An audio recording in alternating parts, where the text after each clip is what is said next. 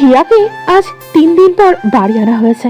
মেয়েটার চোখ মুখ শুকিয়ে গেছে, চোখ লাল হয়ে থাকে সবসময় পরিপাটি হয়ে থাকা হিয়া আজ একটুও পরিপাটি নেই। ডাক্তার জানিয়েছেন ওকে সাইকিয়াট্রিস্ট দেখাতে। নিয়মিত সাইকিয়াট্রিস্ট দেখালে ধীরে ধীরে ও স্বাভাবিক জীবনে ফিরে আসবে। ওকে বাড়িতে এনে সোফায় বসানো হয়েছে। এখন আর কান্নাকাটি করছে না, আর না পাগলের মতো চিৎকার চেঁচামেচি করছে। শান্ত হয়ে গেছে, একদম শান্ত।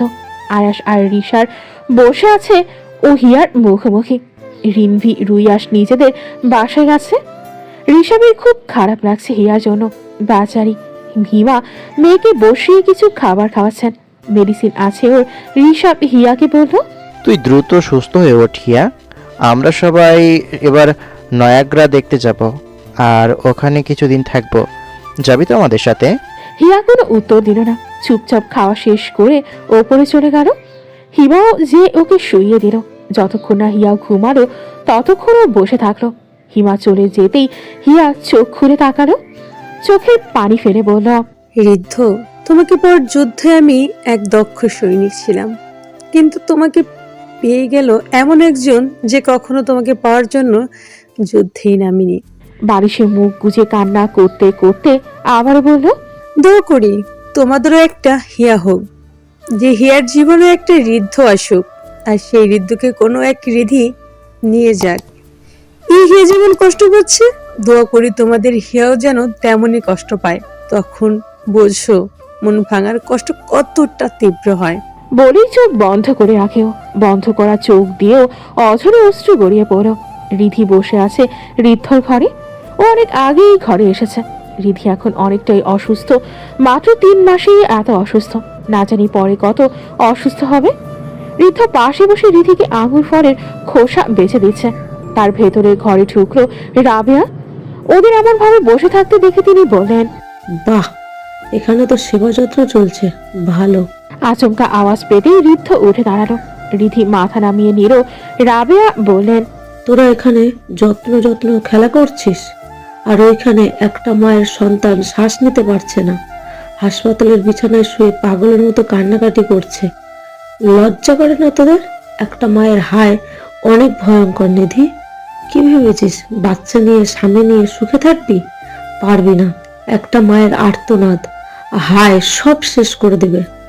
আজ হিয়া যেমন হাসপাতালের বেডে শুয়ে বলছে ওর কষ্ট হচ্ছে, একদিন এই আর্তনাদ তুইও করবি। না পাওয়ার যন্ত্রণা নিয়ে মেয়েটা যেমন ছটফট করছে, একদিন তোরও একইভাবে ছটফট করবি। একদিন তোরাও একইভাবে ছটফট করবি। মনে রাখিস, আল্লাহ ক্ষমা করবে না তোদের, ক্ষমা করবে না। মায়ের কথায় রিধি ছলছল চোখ নিয়ে তাকালো। ঋদ্ধ ধীর গলায় বলল, হিয়ার কি হয়েছে ছোট মা? তাচ্ছিল্যের হাসি দিয়ে রাবেয়া বললেন, আল্লাহ যদি ক্ষমা করতেন তাহলে আমি নিজ হাতে তোদের এই সন্তানকে হত্যা করতাম।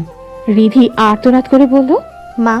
রাবেয়া রাগী চোখে বললেন, যে সন্তান জন্মের আগেই তার মৃত্যু নিয়ে এত ভয় পাচ্ছিস, চিন্তা কর তাহলে এই মৃত্যু যন্ত্রণা নিয়ে মেয়েটা কেমন করে বেঁচে আছে। আপা প্রতিনিয়ত মেয়ের যন্ত্রণা নিজ চোখে দেখছে। কতটা স্বার্থপর তোরা, নিজেদের সুখকে বেছে নিয়ে অন্য একটা মেয়েকে মৃত্যুর যন্ত্রণার দিকে ঠেলে দিলি। ঋদ্ধ সমান কষ্ট নিয়ে বলল, আমি হিয়াকে কষ্ট দিতে চাইনি ছোট মা। চুপ থাক, একদম চুপ। এখনো এই মুখে এই কথা বলতে লজ্জা লাগে না? শোন, আমার সাধ্য থাকলে এই বাচ্চাকে আমি নিজ হাতে হত্যা করতাম। এই বাচ্চা অবৈধ। ইসলামে বলা হয়েছে মা বাবার অনুমতি ইচ্ছার বিরুদ্ধে বিয়ে করা বিয়ে আল্লাহ কবুল করে না, বৈধ হয় না। এই সেসব বিয়ে। আর এখানে তো তোরা কেউ আমাদের জানাসি না। দোয়া করিস তোদের এই পাপের ফল যেন এই বাচ্চা না পায়। বাপ মায়ের কর্মফল কিন্তু সন্তানের উপরেই পড়ে। দোয়া করিস তোদের এই বাচ্চার জন্য। বলেই ঘর থেকে বেরিয়ে গেলেন রাবেয়া। হিয়ার ঘরে বসে আছে রিনফিরা। ওকে আজ বাইরে ঘুরতে নিয়ে যাচ্ছে। রুইয়াসের একটা ফ্রেন্ডের বার্থডে পার্টি আছে একটা ক্লাবে। রিনভি একটা অফ শোল্ডার মিনি ড্রেস পরেছে, হাঁটুর উপরে পরে আছে ড্রেসটা। সাদা রঙের ড্রেসটা ওকে রুইয়াস গিফট করেছে। শুধু রিনভিকে না, হিয়াকেও গিফট করেছে। হিয়া এখন চেঞ্জিং রুমে আছে, আর ওর বিছানায় বসে আছে ওরা সবাই। রিনভির সাথে ম্যাচ করে রুইয়াস হোয়াইট শার্ট আর হোয়াইট প্যান্ট পরেছে, পুরাই ফর্মাল লুক। আয়াস পরেছে একদম ব্ল্যাক।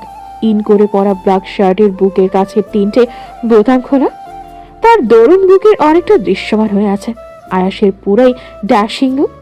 আর ঋষভ একটা লেদার জ্যাকেট পরেছে জিন্স প্যান্টের সাথে। হিয়াকে জোর করেই রেডি হতে পাঠিয়েছে ওরা। রিনভি বিছানায় বসে ফোন ঘাটছে, আর আয়াস টেবিলের সাথে হেলান দিয়ে দাঁড়িয়ে আছে। রুম থেকে হিয়া বের হলে সবার সাথে আয়াস নোটিস করে okay. Hiya full sleeve black long bodycon dress পরেছে, অসম্ভব সুন্দর লাগছে ওকে দেখতে। আয়াস কিছুক্ষণ এক দৃষ্টিতে তাকিয়ে তারপর চোখ ঘুরিয়ে নিল। ঋষভ হিয়াকে দেখে বলল, ওয়াও হিয়া, দারুণ লাগছে তোকে। ঋষভের কথা সবাই ফিরে তাকালো ওর দিকে। হেসে রুয়াস বলল, আই নো দ্যাট, হাটকে দেশে দারুণ লাগবে, তোমাকে বলছিলাম না রিন। রিনভি কোনো প্রত্যুত্তর না দিয়ে হিয়াকে নিয়ে আসলো ড্রেসিং টেবিলের সামনে গেল। ওকে চেয়ারে বসিয়ে রিনভি বলল, এখন শুধু হালকা টাচ আপ দিলেই আরো সুন্দর লাগবে। রিনভি ওর মতো হেয়ার স্টাইল করে দিল হিয়াকে, মাঝ বরাবর সিথি করে দিল, চুলগুলো হালকা কার্ল করে দিল। রেডি করার পর যেন ওকে আরো সুন্দর লাগছে। নাইট ক্লাবে গেট দিয়ে ঢুকছে রিনভি আর রুয়াস, হাত ধরে একদম ফর্মাল ভাবে। ঋষভের হাত ধরে হিয়া ঢুকছে। আয়াস প্যান্টের পকেটে হাত ঢুকিয়ে ওদের পেছন পেছন ঢুকলো। রুয়াস যে হাক করলো তার ফ্রেন্ডকে। হিয়া বহু বছর এভাবে আসে না বিধায় অস্বস্তি হতে লাগলো ওর। সেটা বুঝতে পেরে আয়াস ওর পাশে এসে দাঁড়ালো। রিনভি রুয়াসের ফ্রেন্ডদের সাথে কথা বলছে। আয়াস ওয়েটার থেকে হিয়ার জন্য একটা জুস নিয়ে ওকে দিল। হিয়া জুস খেতে লাগলো আর ঋষভকে খুঁজতে লাগলো, কিন্তু ঋষভকে আজ দেখে কে। ওয়াইন থাকায় সে ওয়াইন খেতেই ব্যস্ত। রুয়াসও ওয়াইন খাচ্ছে। রিনভিকে ওয়াইন অফার করেও সৌজন্যতার জন্য হাতে ওয়াইনের গ্লাস রাখলো, বাট খেলো না। আস্তে আস্তে পার্টি আর জমকালো হলো। মানুষের সমাগমও বেশি হতে শুরু করলো। ধীরে আওয়াজে ডিজে অন দ্য ফ্লোর গান বাজাতে লাগলো। সবাই যে যার মতো ডান্স শুরু করলো। ঋষভও ড্রিঙ্কস নিয়ে নাচা শুরু করলো। রুয়াস রিনভিকে ধরে ডান্স করছে, যেটা এনজয় করছে হিয়া। ভালোই লাগছে ওর। ঋষভ আর রুয়াস মাত্রাতিরিক্ত ড্রিঙ্কস করায় এখন মাতালের মতো ডান্স করছে, যেটা থামানোর চেষ্টা করছে রিনভি। কিন্তু রিনভি থামাতে যেতেই রুয়াস ওকে নিয়ে কাপড় ডান্স শুরু করলো, আর ঋষভ হাততালি দিতে লাগলো। রিনভি বারবার রুশ, স্টপ ইট বলে থামাতে চাইল, কিন্তু উল্টো রুয়াস রোমান্টিক কাপল ডান্স শুরু করলো। ক্লাবের বেশিরভাগেরই এই অবস্থা। অ্যাডাল্টদের পার্টি হলে ওয়াইন থাকবে। আচমকা আয়াসের কল আসায়ও হিয়াকে রেখে একটু মিউজিক থেকে দূরে যেয়ে কথা বলার চেষ্টা করলো। তখনই শুরু হলো এক ঝামেলা। এক ছেলে ড্রিঙ্কস করে অন্য ছেলে জনের গার্লফ্রেন্ডকে কিস করেছে। এইটা নিয়েই ঝামেলা শুরু করেছে সেই মেয়েটার বয়ফ্রেন্ড। সে মারধর শুরু করেছে ওই মাতাল ছেলেটাকে। মাতাল ছেলেটার ফ্রেন্ড গ্রুপও মারধর শুরু করলো। দুই গ্রুপ মারামারিতে যুক্ত হতেই বড় সড়ো একটা ঝামেলা তৈরি হলো। আচমকা একটা ছেলে ওয়াইনের বোতল ছুঁড়ে মারলো আরেকটা ছেলের দিকে। ছেলেটি মাথা নিচু করে নিজেকে বাঁচালো, কিন্তু বোতলটি তখন হিয়ার দিকে আসলো। আচমকা এমন হওয়ায়ও নড়তে ভরে গেল, আর হাত দিয়ে মুখ ঢেকে ভয়ে চোখ খিচিয়ে বন্ধ করলো। খুব জোরে বোতলটা কোথায় গিয়ে ভেঙে গেল শব্দ করে। হিয়ার উপর কারণ গরম নিঃশ্বাস আসতে পড়ল। হিয়া কোনো ব্যথা না পাওয়ায় চোখ খুলতে দেখে ওর সামনে আয়াস দাঁড়িয়ে আছে। মাথাটা হালকা নিচু করে ওর দিকে ঝুঁকে আছে। অসম্ভব রেগে আছে ও। চোখ ভয়ঙ্করভাবে লাল হয়ে আছে। ভয়ে হিয়ার তখনও হৃৎপিণ্ড লাফাচ্ছিল, শ্বাস প্রশ্বাস ওঠানামা করছিল। আয়াস কথা শেষ করে আসতেই দেখতে পায় মারামারি শুরু হয়েছে। রুয়াসকে খুঁজতে লাগলো ও আগে। রুয়াসকে পেতে ও স্বস্তির শ্বাস পেল। আচমকা দেখলো হিয়ার দিকে বোতল আসতে ও ছুটে এসে হিয়ার সামনে এসে ওকে বাঁচাতে চাইল। হিয়ার সামনে আসায় বোতলটা আয়াসের পিঠে লেগে ভেঙেছে। হিয়া আয়াসের দিকে তাকাতেই আয়াস বলল, Are you okay? হিয়া ওপর নিচ মাথা নাড়িয়ে বলল হ্যাঁ। সাথে সাথে হিয়াকে রেখে আয়াস ক্ষিপ্র গতিতে এগিয়ে গেল ছেলেটির দিকে যে বোতল ছুঁড়ে মেরেছিল। আয়াস জেগেই ছেলেটিকে একটা ঘুষি মারল। মুহূর্তের মাঝেই ছেলেটি ফ্লোরে পড়ে গেল। আয়াস পড়ে যাওয়া ছেলেটির ওপর বসে একের পর এক ঘুষি মারতে লাগলো, কোনো থামাথামি ছাড়া। এভাবে মারা দেখে হিয়া ভয়ে মুখে হাত চেপে রাখলো। আয়াস রেগে একাধারে ছেলেটিকে মারতে থাকে সবাই ভয়ে চুপ করে দাঁড়িয়ে পড়ল। হিয়া আর রিনভি দৌড়ে যে বাহু ধরে আটকাতে লাগলো আয়াসকে। হিয়া ওর হাত টেনে ওঠাতে ওঠাতে বলল, অ্যাশ, স্টপ ইট, মারা যাবে ও, প্লিজ স্টপ ইট। রিনভিও একইভাবে বলল। ব্রাদার প্লিজ স্টপ, ছাড়ো, ও মারা যাবে। বলিষ্ঠ ভান আয়াসকে কোনোভাবে থামাতে পারল না হিয়া বা রিনভি। শেষমেশ কিছু ওয়েটার এসে আয়াসকে টেনে তুলল। মার খাওয়া ছেলেটি রক্তাক্ত হয়ে সেন্সলেস হয়ে গেছে। আয়াস কি তবুও থামানো যাচ্ছে না? রিনভি হাত ধরে শান্ত হতে বলল। হিয়া তো ওর সামনে দাঁড়িয়ে ওকে শান্ত হতে বলল। ততক্ষণে ক্লাবের ম্যানেজার এসে থামালো সবকিছু। ছেলেটির ফ্রেন্ডরা ছেলেটিকে নিয়ে বাইরে বেরোতে লাগলো। আয়াস সেদিকে তাকিয়ে বলল, Fucking cunt. গালি দিলে আয়াস ঋষভ আর রুইয়াসের দিকে তাকালো। মাতার ঋষভ রুইয়াসের সেই তাকারই আত্মা খাঁচা ছাড়া হয়ে গেল। গাড়ির ব্যাক সিটে বসে আছে হিয়া আর রিনভি। দুজনেরই চেহারায় স্পষ্ট দুশ্চিন্তা, আর দুজনেই গাড়ির কাজ ভেদ করে বাহিরে তাকিয়ে আছে। ড্রাইভার সিটে আয়াস রেগে বসে আছে। বাইরে বেঞ্চে ঋষভ আর রুইয়াস বসে আছে। তুষার পড়ছে খুব, দুটোই শীতে কাঁপছে। ওদের জ্যাকেট আয়াস গাড়ির ভেতরে রেখে দিয়েছে, কিন্তু ওদের আসতে দেয়নি। মাতলাবা ভাব অনেকটাই কমেছে ওদের, কিন্তু একেবারে থামেনি। একসময় রুইয়াস আর সহ্য করতে না পেরে হেলে দূরে এসে গাড়ির কাছে নক করল। সাথে সাথে আয়াস দরজা খুলে বেরিয়ে খুশি মারে রুইয়াসের মুখে। আচমকা আঘাতে টালমাটাল হয়ে নিচে পড়ে গেল ও। ভয়ে ঋষভ মেয়েদের মতো মুখ চেপে ধরল। হিয়া আর রিনভি দুজনেই গাড়ির থেকে নেমে গেল। রিনভি যে রুইয়াসের কাছে গেল, হিয়া আর ও মিলে দাঁড় করালো রুইয়াসকে। আয়াস কপালে দু আঙ্গুল চেপে রাগ নিয়ন্ত্রণ করার চেষ্টা করল। আয়াস পাশের একটা শপ থেকে লেমন জুস নিয়ে আসলো। রুইয়াস আর ঋষভকে হিয়ারা বেঞ্চে বসিয়ে রেখেছে। আয়াস এসেই জুস দিলে ওদের। ওরা খাওয়ার পর আরো একটু ঠিক হলো। আয়াস ওদেরকে ধরে গাড়ির ব্যাক সিটে বসালো। ওদের সাথে পেছন রিনভি বসলো, আর হিয়া আয়াসের পাশের সিটে। ঋষভ আর রুইয়াস দুটোই ঘুমিয়ে পড়েছে। আয়াস গাড়ি স্টার্ট দিতেই হিয়া বলল, অ্যাশ, আমরা কোথায় যাচ্ছি? আমাদের ফার্ম হাউসে। হালকা রাগান্বিত কণ্ঠে বলল আয়াস। এখনো পুরোপুরি রাগ কমেনি ওর। হিয়া অবাক হয়ে বলল, কিন্তু ওখানে কেন? আয়াস এবার ওর দিকে তাকিয়ে একটু কাছে যেয়ে বলল, তোমাদের প্রাণপ্রিয় ভাই বন্ধুকে এই শীতে বাইরে বের করে দিলে তুমি খুশি হবে? হিয়া ঠোঁট ফুলিয়ে বলল, আমি কেন খুশি হব? ড্যাডে হারিস আঙ্কেল ওদের ড্রিঙ্কস করা দেখলে বাড়ি থেকে আজীবনের জন্য বের করে দিবে। তার থেকে আজকে ওখানে থাকাই ভালো। আয়াসের কথা হিয়াও বুঝদারের মতো মাথা নাড়ালো। আয়াসরা পৌঁছালো ওদের ফার্ম হাউসে। জনসমাগম স্থলের থেকে একটু দূরে নীরবতা ঘেরা একটা ডুপ্লেক্স বাড়ি। আয়াস গাড়ি থেকে নেমে ঋষভকে ধরো, আর হিয়ারা রুইয়াসকে ধরো। পাসওয়ার্ড দিতেই ভেতরে ঢুকলো ওরা। আয়াস নিচের একটা রুমে নিয়ে গেল ওদের। বিছানায় শুইয়ে পায়ের থেকে জুতা খুলে দিল, তারপর ব্ল্যাঙ্কেটে গলা জড়িয়ে দিল। রুইয়াসকেও একইভাবে শুইয়ে দিয়ে রুম থেকে বেরিয়ে গেল। হিয়াদের একটা রুম দেখিয়ে আয়াস ওপরে নিজের রুমে চলে গেল। অনেক টায়ার থাকায় রিনভি হিয়া ওদের জন্য দেখানো রুমে চলে গেল। রাত পেরিয়ে প্রায় ভোর হয়ে গেল, এখনো বাইরে অন্ধকার। হিয়ারা একে তো ক্লাব থেকে দেরি করে বেরিয়েছে, তার উপর এখানে আসতেই 2.5 ঘন্টা লেগেছে। রিনভি ঘুমিয়ে গেছে, কিন্তু হিয়ার ঘুম আসছে না। ওর যে চোখের ঘুমকেও কেড়ে নিয়েছে। আচমকা একটা কথা মনে আসতেই তড়িঘড়ি করে রুম থেকে বেরিয়ে গেল হিয়া। আয়াস নিজের বেডে বসে শার্টের বোতাম খুলতে লাগলো। তখনই ওর রুমে হিয়া কোনো শব্দ না করেই ঢুকলো। আয়াসের রুমের দরজা ভেজানো ছিল বিধায় হালকা করে হিয়া দরজাটা খুলে ফেললো। আয়াস ততক্ষণে শার্ট খুলে বেডে রাখলো। হিয়া তাকিয়ে দেখলো আয়াসের পিঠে কেটে গেছে অনেকটা, কয়েকটা জায়গায় কেটে রক্ত শুকিয়ে গেছে। তখন বোতল ভেঙে এভাবে কেটে গেছে ওর। ব্ল্যাক শার্ট পরায় রক্ত বোঝা যায়নি। তার উপর পরপর যা কাণ্ড হয়েছিল তাতে এই কথাটা বেমানান ভুলে গিয়েছিল সবাই। ও তো জোরে কাচের বোতল পিঠে ভেঙে গেলে পিঠ তো কাটবেই। কি সমস্যা? আয়াসের ভারী কণ্ঠে হিয়ার ধ্যান ভাঙলো। হিয়া বলল, অ্যাশ, তুমি কি করে বুঝলে আমি এসেছি? তুমি তো এদিক ফিরেও তাকাওনি, আর না আমি কোনো শব্দ করেছি। কিভাবে জানতে পারলে? হিয়া কথার জবাব দেওয়ার প্রয়োজন বোধ করলো না আয়াস। বেড থেকে উঠে ফার্স্ট এড নিয়ে আয়নার সামনে দাঁড়ালো। উত্তর না পেয়ে হিয়া বলল, আমি ভেতরে আসতে পারি? ছোট উত্তরের জবাব দিল আয়াস। হিয়া যে ওর সামনে দাঁড়িয়ে বলল, দাও, আমার কাছে দাও, আমি করে দিচ্ছি। No need. আয়াসের স্বল্প কথায় মেজাজ খারাপ হলো হিয়ার। আয়াসকে এক প্রকার জোর করতে লাগলো, কিন্তু আয়াসের সম্মতি না থাকায়ও 1 ইঞ্চিও লড়তে পারল না ওকে। না পেরে হিয়া ঠোঁট ফুলিয়ে বলল, এমন কুমিরের মতো শক্ত বানিয়েছো কেন? নিজের বাহুতে কাউকে আষ্টে পৃষ্ঠে বেঁধে রাখার জন্য। বিড়বিড় করে বলা আয়াসের কথা বুঝতে না পেরে হিয়া বলল, কি বিড়বিড় করছো? কিছু না, তুমি হঠাৎ এখানে কেন?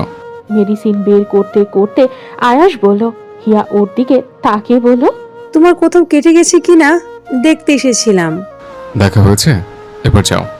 আয়াসের কথায় ক্ষেপে হিয়া বলল। How rude! অ্যাশ, তুমি অনেক বাজে হয়ে গেছো।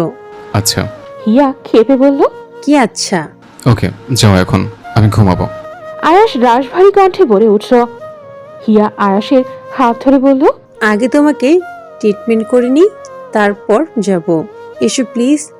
আয়াস একইভাবে দাঁড়িয়ে আছে দেখে হিয়া নিজের গায়ের জোর প্রয়োগ করে ওকে টানতে টানতে বলল। অ্যাশ, প্লিজ এসো। করুণ সুরে বলা হিয়ার কথা আর ফেলতে পারল না আয়াস। হিয়া আয়াসকে টেনে বেড়ে বসানো, তারপর ফার্স্ট এড নিয়ে নিজেও বেড়ে এসে উঠে আয়াসের পিছে গেল। 5 ফিট 1 ইঞ্চির হিয়া 5 ফিট 11 ইঞ্চির আয়াসকে নাগাল পাবে না বলেই খাটে বসানো। হিয়া অ্যান্টিসেপটিক একটা তুলোয় নিয়ে আয়াসের কাছে যেতেই তীব্র পারফিউমের গন্ধ বেরো।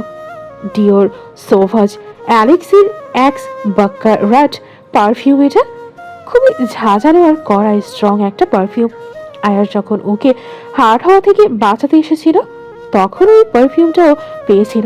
কড়া ঝাঁঝালো হলেও হিয়ার গন্ধটা খুব মনে ধরেছে।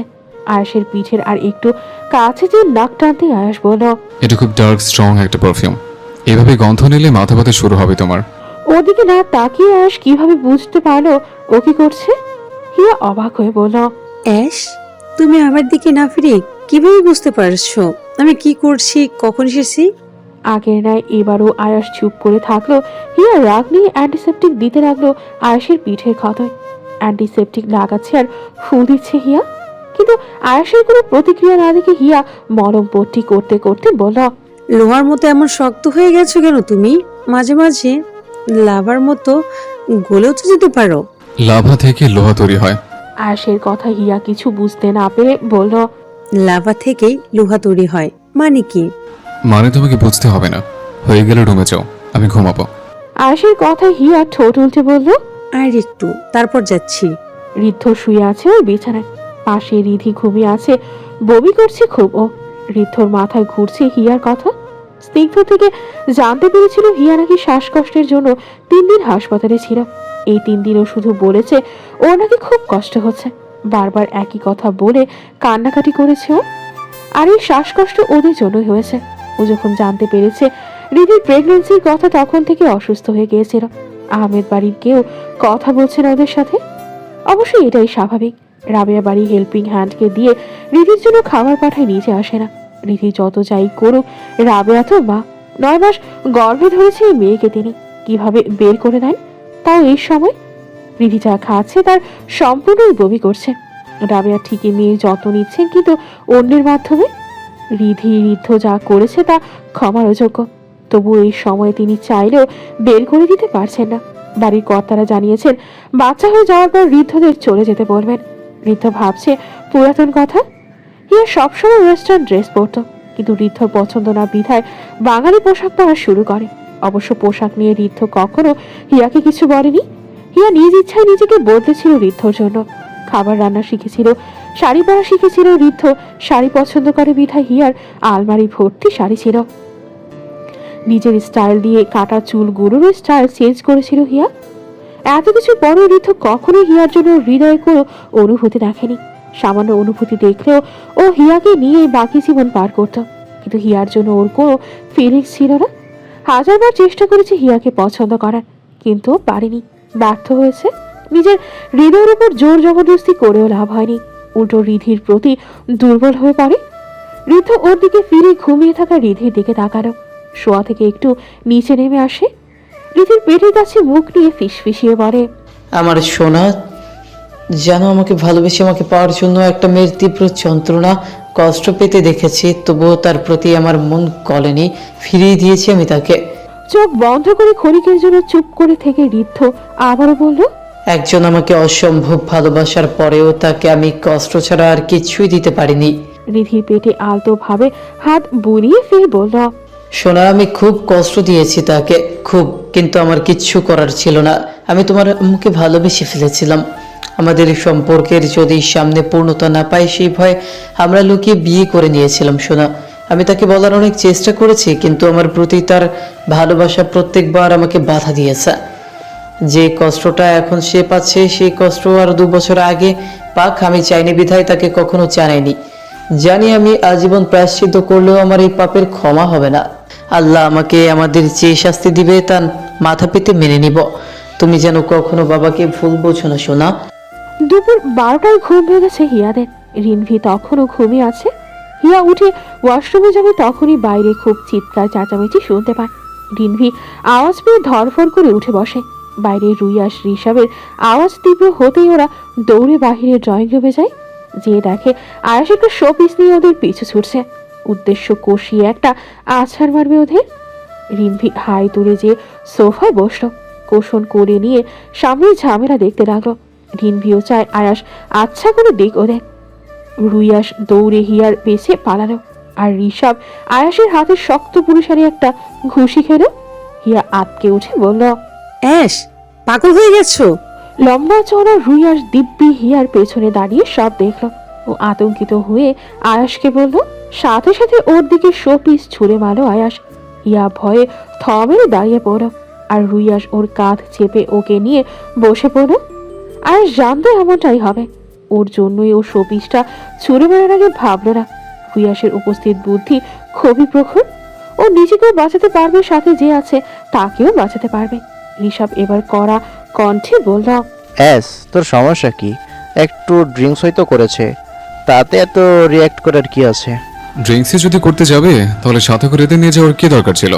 ওয়াইনের বোতলে যদি হিয়ার মুখে লাগতো তখন? তোদের তো সেন্সও ছিল না, ইডিয়েট। বলেই সিঙ্গেল সোফায় বসলো। হিয়া সোফায় রিনভির গা ঘেঁষে বসলো, আর রুইয়াস আপাতত ওর পেছনেই বসলো। আয়াসের সামনে যাওয়া আর সিংহের সামনে দাঁড়ানো একই কথা। গাড়ি চলছে শহরের বুক চিরে। ঋষভ রুইয়াসরা আয়াসের জামা কাপড় পরেছে, আর হিয়াদের জন্য পাশের একটা শপ থেকে ব্যাগি জিন্স আর শার্ট এনে দিয়েছে। আপাতত গাড়ি চলছে মুনলিট উইসপার্সের দিকে। লস অ্যাঞ্জেলেস সিটির বুকে বুক ফুলিয়ে দাঁড়িয়ে থাকা একটা 4th তলা বিশিষ্ট রেস্টুরেন্ট মুনলিট উইসপার্স। এখানে সকল প্রকার খাবার পাওয়া যায়, ওয়েস্টার্ন, চাইনিজ, ইটালিয়ান সহ আরো অনেক অনেক। সম্পূর্ণ কাচের তৈরি একটি ভবন, যেটার বাইরে থেকে কেউ কিছু বুঝতে না পারলেও ভেতর থেকে মানুষ ঠিকই সব দেখতে পায়। এই রেস্টুরেন্টে ভিআইপি জোন আছে, যেখানে প্রতিনিয়ত কোনো না কোনো সেলিব্রিটি আসা যাওয়া করে। আয়াস গাড়ি থেকে নামলো। নেমে গাড়ির চাবিটা এগিয়ে দিতেই কেয়ারটেকার সেটা নিয়ে পার্কিং জোনে চলে গেল। আয়াসরা যে 3 তলায় বসলো। রুইয়াস যে আগে চেয়ার টেনে রিনভিকে বসালো। হিয়া নিজে চেয়ার টেনে বসে ওদের দিকে তাকিয়ে মুচকে হাসি দিয়ে বলল, সাসে জেন্টলম্যান। রুইয়াস চেয়ারে বসে বলল, হতে হবে। আমার জেন্টলম্যানের কাছে এই জেন্টলম্যান কিছুই না। রিনভি হেসে ফেলল ওর কথায়। ওদের বসার পর পরই আয়াস কল করলো কাউকে। মুহূর্তের মাঝে মধ্যবয়স্ক একটা লোক এগিয়ে এসে বলল, Hey young man, how are you all? আয়াস উঠে হাঁক করে বলল, very good, how about you? রুইয়াস মাঝ পথে আলাপচারিতা থামিয়ে লোকটিকে বলল, uncle Paul, you are serving, please bring some food. Moonlit উইসপার্সের ম্যানেজার পল আমগারিব। তিনি হেসে দ্রুত চলে গেলেন। মুনলিট উইসপার্স হলো আয়াসের বাবার রেস্টুরেন্ট। তাদের রেস্টুরেন্টের সাথে 2টা হসপিটালও আছে, যেটা একই নাম দিয়ে নামকরণ করা হয়েছে। আয়াসের মা ইশরাও পেশায় একজন দক্ষ ফ্যাশন ডিজাইনার। নিজের ফ্যাশন হাউসও আছে, যেখানে রীতিমতো 1000-এরও বেশি কর্মচারী কর্মরত আছে। আয়াস মাঝে মধ্যে বাবাকে হেল্প করে, বাট পুরোপুরি কাজের ভিতরে এখনো ঢুকেনি। রিয়াস একজন হিপ হপ ড্যান্সার, শখের বসে ড্যান্স করে ও। এটাকে প্রফেশন হিসেবে নিবে কিনা ও জানে না এখনো। পেছন থেকে আচমকা একটা মেয়ে রিনরিনে কণ্ঠে ইংরেজিতে বলে উঠল, হেই আয়াস এহমায়েত, এটা তুমি না? আয়াস সহ সবাই পেছন ফিরে তাকালো। একটি গোলাপি চুলের অধিকারী মেয়ে হাসি হাসি মুখ করে দাঁড়িয়ে আছে। আয়াস মুহূর্তের মাঝে খুশি হয়ে এগিয়ে গেল মেয়েটার দিকে। হ্যাঁ ক্যাথলিন, কতদিন পরে দেখছে। খবর কি তোমার? তোমাকে তো দেখাই যায় না। ভারী কি কণ্ঠে বলল আয়াস। ঋষভও উঠে এসে মেয়েটার সাথে কুশল বিনিময় করলো। দেখে বোঝা যাচ্ছে খুব ভালো ফ্রেন্ড হয় এরা। ঋষাব হেসে মেয়েটাকে বলল, ও ক্যাট, তুমি এখনো চেঞ্জ হওনি? আয়াসকে এখনো পুরো নাম ধরে ডাকি। মেয়েটি হেসে বলল, কি করার বলো, আমার ওর নামটা খুবই পছন্দ, আয়েশ আহমেদ। আয়াস হেসে বলল। প্লিজ আমাদের সাথে জয়েন হও। মেয়েটি হেসে সাই জানিয়ে বসলো আয়াস ঋষাবের মাঝে টেবিলে। আয়াস ধীরে ধীরে সবার সাথে পরিচয় করিয়ে দিল। হিয়াকে পরিচয় করিয়ে দিতেই মেয়েটি অবাক হয়ে হিয়াকে বলল, তুমি হিয়া? আমার বিশ্বাসই হচ্ছে না, আমি তোমাকে দেখেছি। হিয়া হতবাক হয়ে বলল, কোন সিস্টার? আমাকে চেনো নাকি তুমি? অবশ্যই দ্য গ্রেটেস্ট হিয়া, যার জন্য পুরো একটা মানুষ সম্পূর্ণ বদলে গেছে, সেই হিয়া তুমি। হিয়া এতটাই অবাক হলো যে ও কিছুক্ষণ থম মেরে বসে থাকলো। তারপর বলল, আমি ঠিক বুঝলাম না, আমার জন্য কি সম্পূর্ণ বদলে গেছে? আরে কেউ না, ও মজা করছে তোর সাথে। ওর প্রথম দেখায় মজা করতে পছন্দ করে। হিয়ার কথাটা একদমই পছন্দ হলো না। ক্যাথালিনের চোখ মুখ দেখে বোঝা যাচ্ছে মেয়েটি মজা করছে না। হিয়া আর কিছু বলার আগে খাবার চলে আসলো। হিয়া কিছু বলতে যাবে তার আগে আয়াস বলল, খাবার এসে গেছে, আগে খাবার খেয়ে নাও, তারপরও ওকে প্রশ্ন করো। সন্ধ্যা সন্ধ্যা ভাব। বাইরে আধার নামতে শুরু করেছে। আবহাওয়াটা গুমোট হয়ে আছে। 22 বছরের একটা যুবক দাঁড়িয়ে আছে কাচের বড় দরজার দিকে মুখ করে। বাইরের আধার নামা দেখছে ছেলেটি। আচমকা রুমে একজন মধ্যবয়স্ক নারী আসলেন। এসে দাঁড়িয়ে থাকা যুবকটির কাঁধে হাত রাখলো। যুবকটি না তাকিয়ে বলল, মম, ওইটা কিভাবে করতে পারলো? কিভাবে? কেন করছো এমন? মহিলাটি কোনো উত্তর দিতে পারলেন না, শুধু মুখ দিয়ে উচ্চারণ করলেন, বাবা। সাথে সাথে ছেলেটি মহিলাকে জড়িয়ে ধরে কেঁদে ফেলল। এই প্রথম মহিলাটি তার ছেলেকে কাঁদতে দেখলেন। মম, তুমি তো কথা দিয়েছিলে ওকে আমার করে দিবে, আজীবনের জন্য আমার হয়ে থাকবে, আমার জীবন সঙ্গিনী হয়ে থাকবে। প্লিজ মম, তুমি ওকে এনে দাও। আমি ভালোবাসি ওকে মম, আমি খুব ভালোবাসি। ও এমনটা করতে পারে না মম। কি আছে ওই ছেলের ভেতর যা আমার নেই? বলো মম, বলো। তুমি কথা দিয়েছিলে মম, ওকে আমি এনে দাও। আই প্রমিস, আমি ওকে আর ছাড়বো না। I promise. মহিলাটি অসহায় হয়ে পড়লেন। 22 বছরের এক যুবকের আহাজারি দেখছেন। তিনি ধীরে বললেন, আম সরি বাবা, আমি কথা রাখতে পারলাম না। মুহূর্তের মাঝে ছেলেটি তার মাকে ছেড়ে খুশি মারল আয়নায়। সাথে সাথে চূর্ণ বিচূর্ণ হয়ে গেল আয়নাটি, আর ছেলেটির হাত ক্ষত বিক্ষত রক্তাক্ত হয়ে গেল। মহিলাটি আর্তনাদ করে মুখে হাত চেপে দাঁড়ালেন। ছেলেটি হাঁটু গেড়ে বসে আর্তনাদ করে বলল, না, আমি ওকে অন্য কারোর সাথে মেনে নিতে পারবো না। আমি ছাড়তে পারবো না ওকে। আমি ভালোবাসি মম ওকে। ওকে ছাড়া আমি মারা যাবো মম। আমি বাঁচবো না ওকে ছাড়া। প্লিজ আমাকে এনে দাও মম। মহিলাটি মুখে হাত চেপে কান্না করছে। তখনই একটা প্রাপ্তবয়স্ক লোক রুমে আসলো। প্রাণপ্রিয় ছেলের রক্তাক্ত করুণ অবস্থা দেখে ছুটে গেলেন ছেলের কাছে। নিজের প্যান্ট থেকে রুমাল বের করে ছেলের হাতে পেঁচিয়ে দিয়ে বললেন, মাথা খারাপ হয়ে গেছে তোমার? কি করেছো এই নিজের তুমি? ছেলেটি তার বাবার বুকে মাথা রেখে বলল, dad, I am deeply obsessed to her. I can't live without her. I won't survive without her. I can't.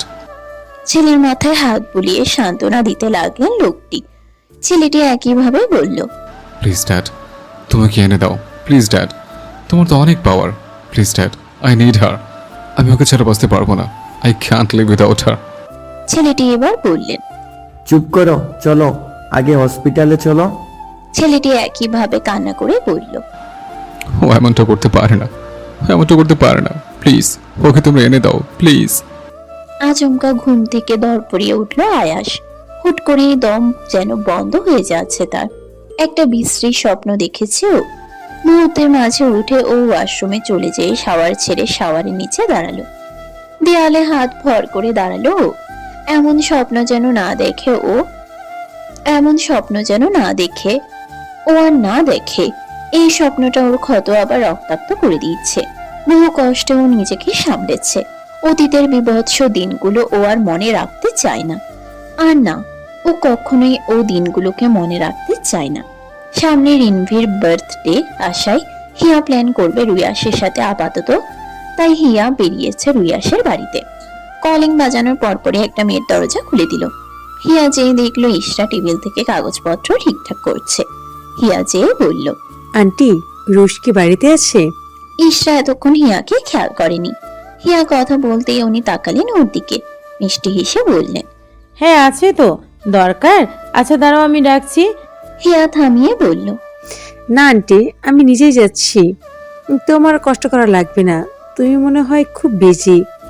ইশরা হেসে বললেন ইশরা, তেমন কিছু না মামুনি, আজ একটা ফ্যাশন শো আছে, তারই কাগজ চেক দিচ্ছি।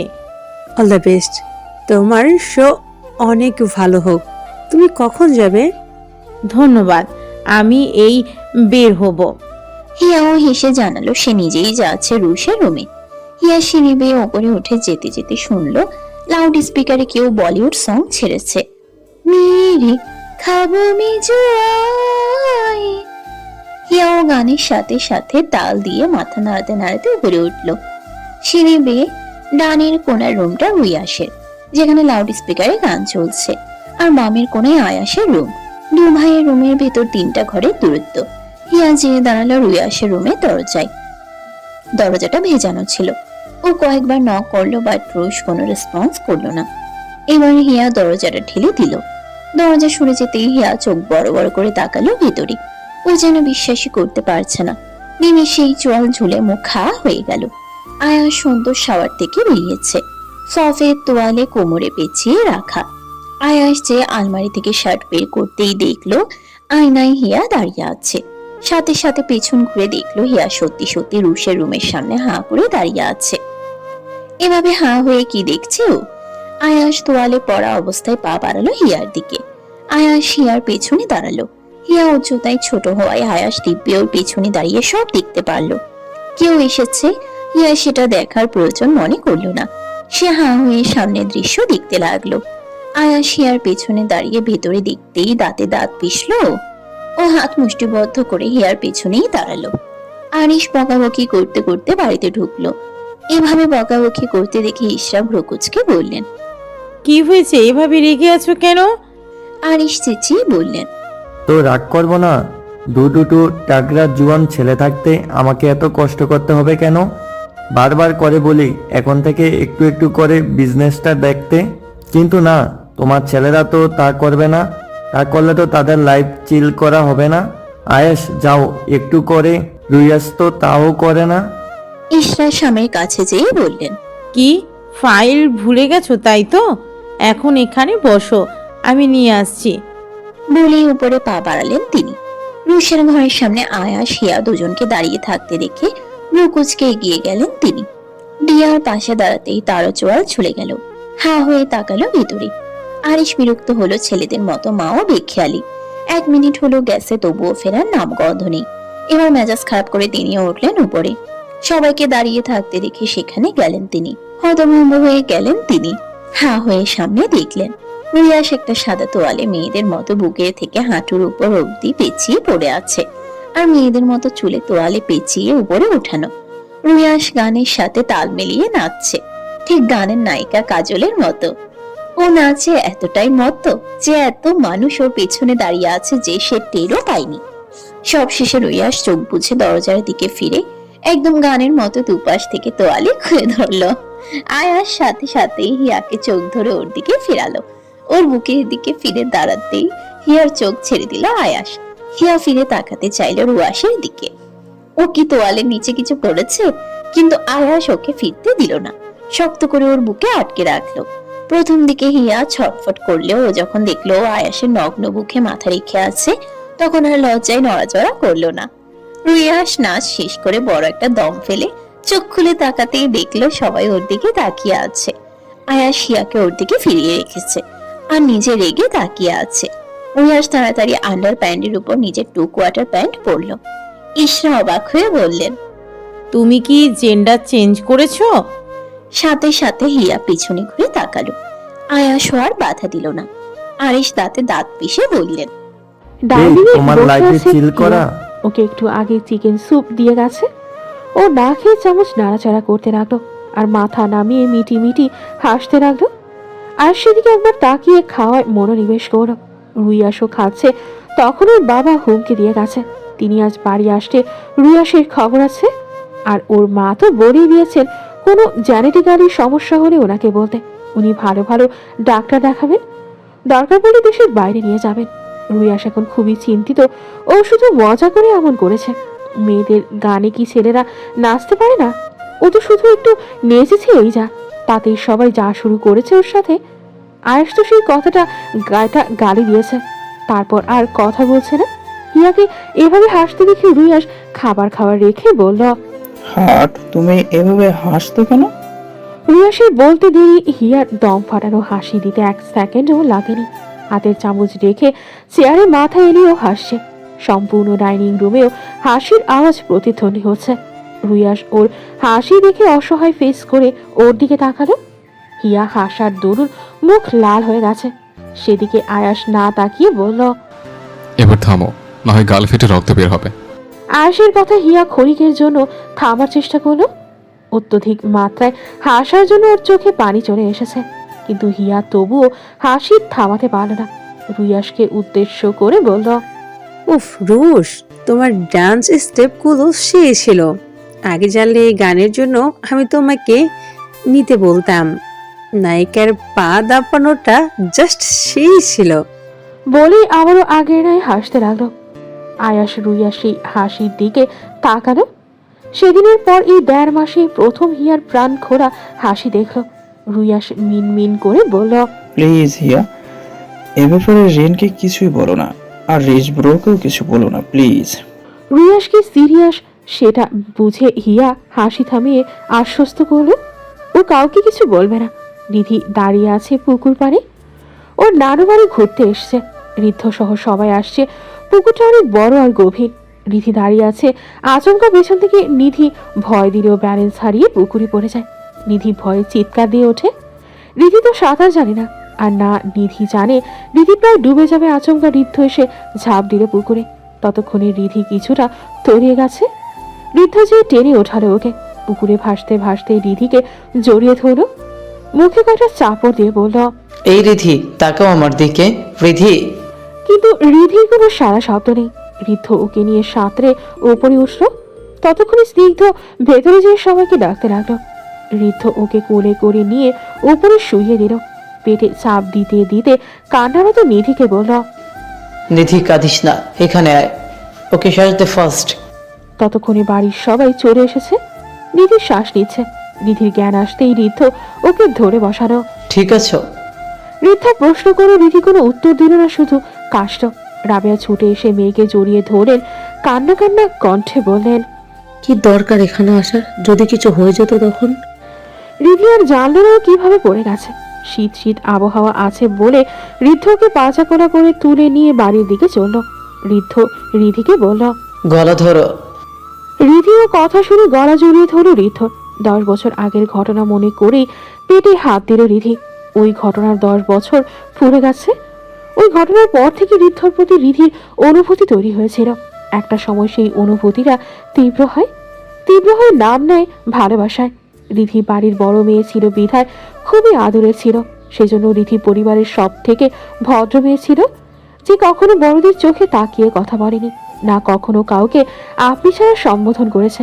ঋদ্ধ সবসময় ভদ্র মেয়ে পছন্দ করত, যা পোশাক আশাকে কোনো প্রকার উচ্ছৃঙ্খল থাকবে না, মার্জিত থাকবে, কথাবার্তা মার্জিত হবে।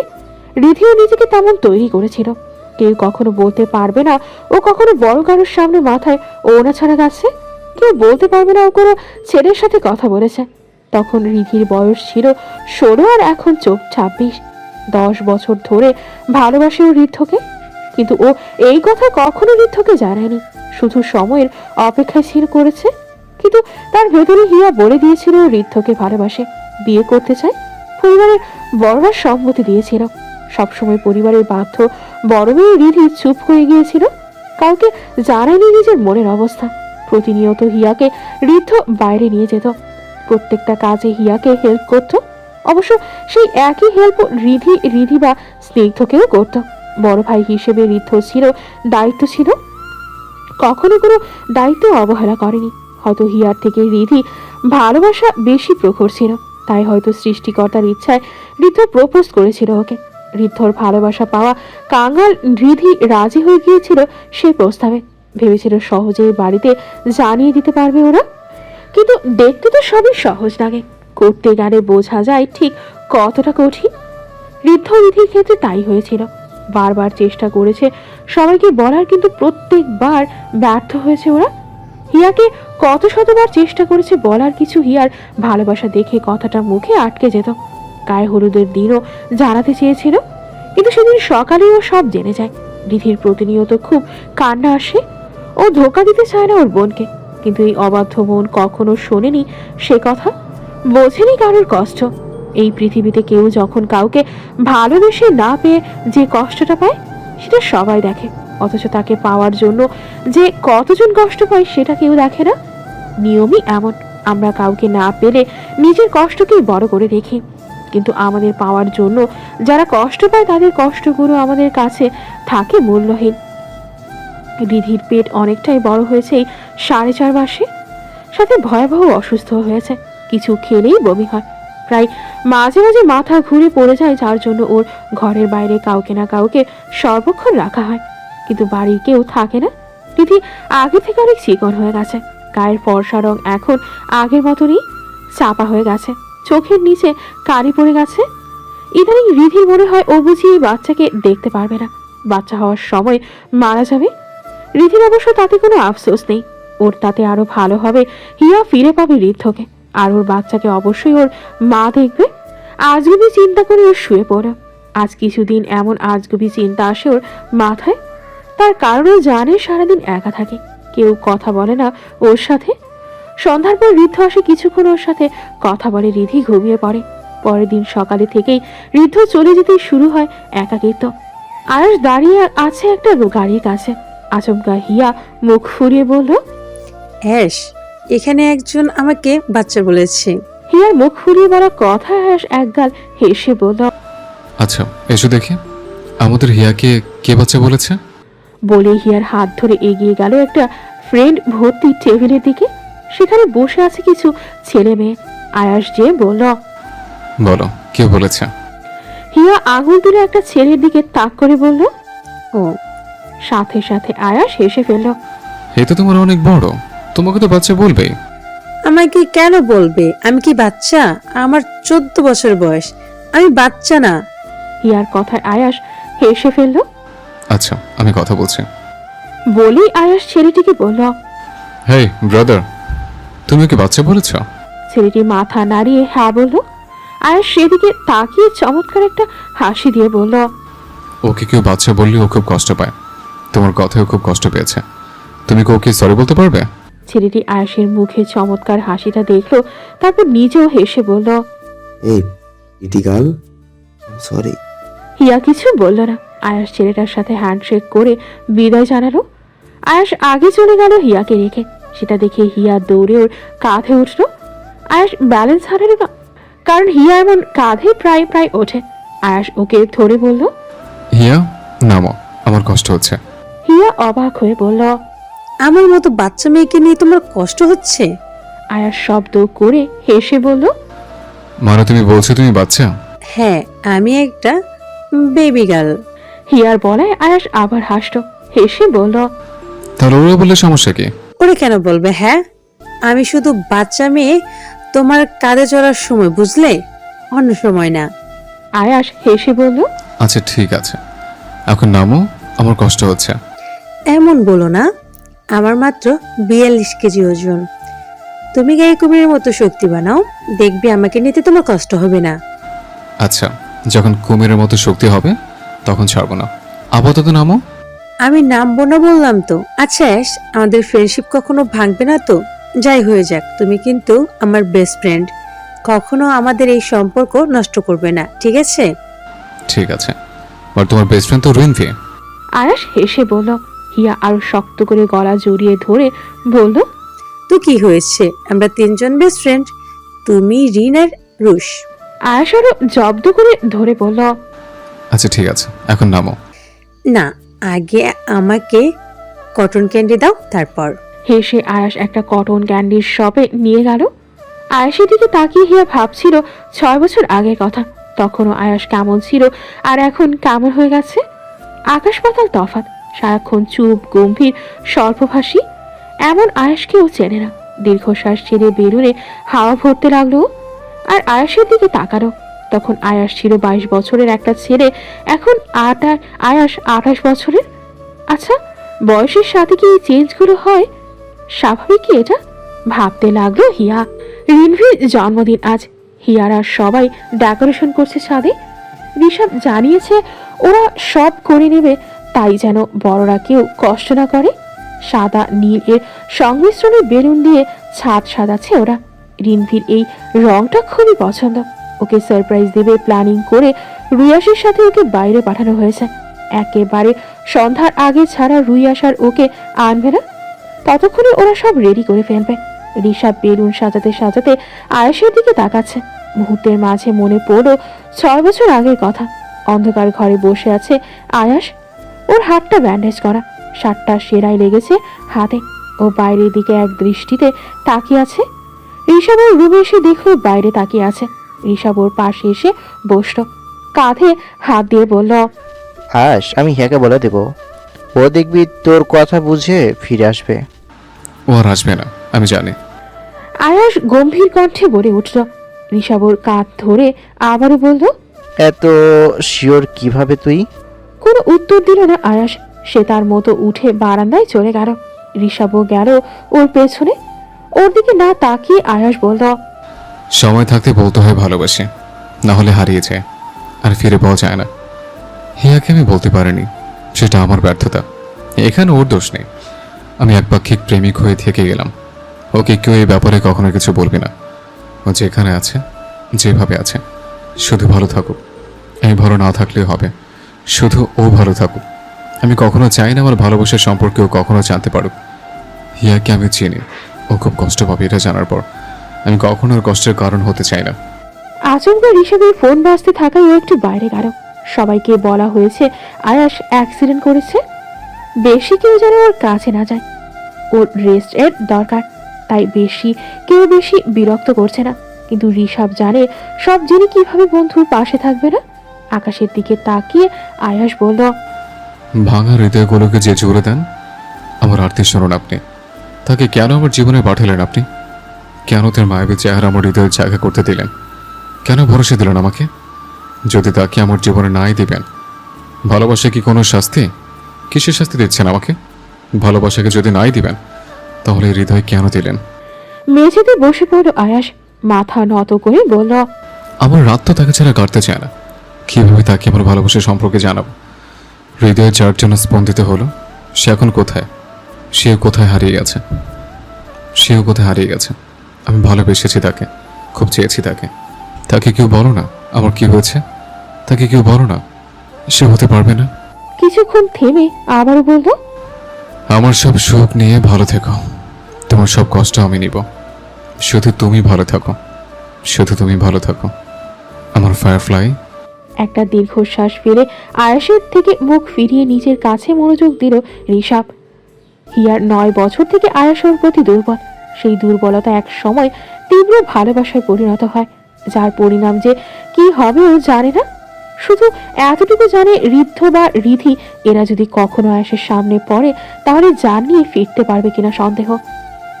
আয়াস হিয়াকে ভুলে থাকার প্রয়াস করেছিল, কারণ ছিল হিয়ার খুশি। সেই হিয়ার এই কষ্ট আয়াস ঠিকই মনে রাখবে। রাতের 12টায় রিনভিওর ঘুমে আছে। আচমকা ওর ঘুম ভাঙলো দরজা নক করায়। ও ঘুম মাখা চোখে উঠে দরজা খুলে দেখলো কেউ নেই। আবার লক করে ঘুমাতে আসতে আবারও কেউ নক করলো। মেজাজ খারাপ হলো রিনভির। এত রাতে কি লুকোচুরি খেলার সময়? বাইরে বেরিয়ে দেখলো কেউ নেই। রাগে ঋষভের রুমে গেল, দেখলো রুমে কেউ নেই। এবারও স্পষ্ট ফিসফিস শুনতে পেল। চুপি চুপি ফিসফিস আওয়াজের পিছু নিল। উদ্দেশ্য ধরতে পারলে মেন পয়েন্টে লাথি মারবে। এত রাতে ফাইজামি। ছাদের দিকে গেল রিনভি। চারপাশে অন্ধকার। এবার খানিকটা ভয় লাগলো ওর। এত রাতে ছাদে কে আসবে? ও ফিরে যেতে আচমকা ওর মুখ চেপে ধরো কেউ একজন। রিনভি আওয়াজ করার আগেই লাইট জ্বলে উঠল। সবাই একসাথে চেঁচিয়ে বলল, হ্যাপি বার্থডে রিন। সাথে সাথে ঋষভ ওর মুখ ছেড়ে দিয়ে জড়িয়ে ধরে বলল, happy birthday my little sister. খুশিতে রিনভির চোখ চিকচিক করে উঠল। এক এক করে সবাই ওকে জড়িয়ে ধরে বলল হ্যাপি বার্থডে। রিতা এসে মেয়েকে নিয়ে গেলেন কেক কাটতে। চারপাশে ফেরি লাইট দিয়ে সাজিয়েছে। একটা নীল কেক এনেছে। রিনভি কেক কেটে এক এক করে সবাইকে খাওয়ালো। রুয়াস একটা ডায়মন্ড প্যান্ডেড নেকলেস পরিয়ে দিল রিনভিকে। ওর ওই নেকলেসটা খুব পছন্দ হয়েছে। রিনভি খুশিতে রুয়াসকে জড়িয়ে ধরল। রুয়াস রিনভিকে জড়িয়ে ধরে বলল, শুভ জন্মদিন ভাই জেন্টলম্যান, আমার ঘর এক ধাপ এগিয়ে গেছে তুমি, কংগ্রাচ। ফিসফিস করে বলল রিনভির কানে। রিনভি অনেকটা লজ্জা পেল, যেটা ঋষভের চোখে বাঁধল। চোখ মুখ কুচকে ঠোঁট চেপে ধরল। আয়াস সেটা খেয়াল করে ওর কাছে এগিয়ে গিয়ে বলল, স্টপ ইয়ার, এভাবে তাকাস না। তাকাবো না? কি এমন বলছে যে রিনা এত লজ্জা পাচ্ছে? ঋষভ ওদের দিকে তাকিয়ে বলল। আয়াস শক্ত করে ঋষভের কাজ চেপে বলল, ওয়েট, আমি নাজকে কল দিয়ে জিজ্ঞেস করছি তোর কিছু কথাও কেন লজ্জা পায়, কেমন বলিস? সাথে সাথে চোখ ঘুরিয়ে ঋষভ আয়াসের দিকে তাকালো। চোখ ছোট ছোট করে বলল, ভালো হচ্ছে না কিন্তু আশ। মুচকি হেসে আয়াস বলল, তাহলে ওদের পার্সোনাল মোমেন্টটাতে ঢুকিস না, সবার প্রাইভেসি আছে। ও আমার বোন হয়। চোখ ছোট ছোট করে বলল ঋষভ। আয়াস বাঁকা হেসে পকেট থেকে ফোনটা বের করে কাউকে কল দিতে দিতে বলল, ওয়েট, আমি নাজের মাকে কল দিচ্ছি। সাথে সাথে ঋষভ ছুটে ফোন কেড়ে নিল ওর। আয়াস হেসে ফেলল ওর কাণ্ডে। ছাদে বসে আছে হিয়ারা। বড়রা সবাই নিচে চলে গেছে। ওরা সবাই আজকে সানরাইজ দেখবে। সবাই গোল হয়ে বসে আছে। রুইয়াস নিচে থেকে গিটারে একটা কাচের বোতল আনলো। ও বসলো রিনভির গা ঘেঁষে। সাথে সাথে শুরু হলো হইচই, ট্রুথ নাকি ডেয়ার খেলবে সেটা নিয়ে। শেষমেশ সিদ্ধান্ত হলো আজ সব ডেয়ার হবে। আয়াস বাদের সবাই রাজি হলো। ও কোনো গেম খেলবে না। হিয়া বলল, কি প্রবলেম অ্যাশ? এত কুমিরের মতো শক্তি নিয়ে ভয় পাও? আয়াস তীক্ষ্ণ চোখে তাকালো হিয়ার দিকে। রিনভি বলল, প্লিজ ব্রাদার, না না করো না, আমি বলছি। আয়াস এবার আর কিছু বলল না। হিয়া মিটিমিটি হাসছে। আয়াস যে কেন বসেছে ও জানে। ওরা কথাগুলো জায়গায় লেগেছে। বোতল ঘোরানো শুরু করো। প্রথমবারই আয়াসের কাছে গেল। হিয়া হইচই ফেলে বলল ডেয়া দেবে। তুমি একটা গান করো অ্যাশ। ঋষভ রুইয়াস দুজনেই বোতল রেডি করলো আবার ঘোরানোর জন্য।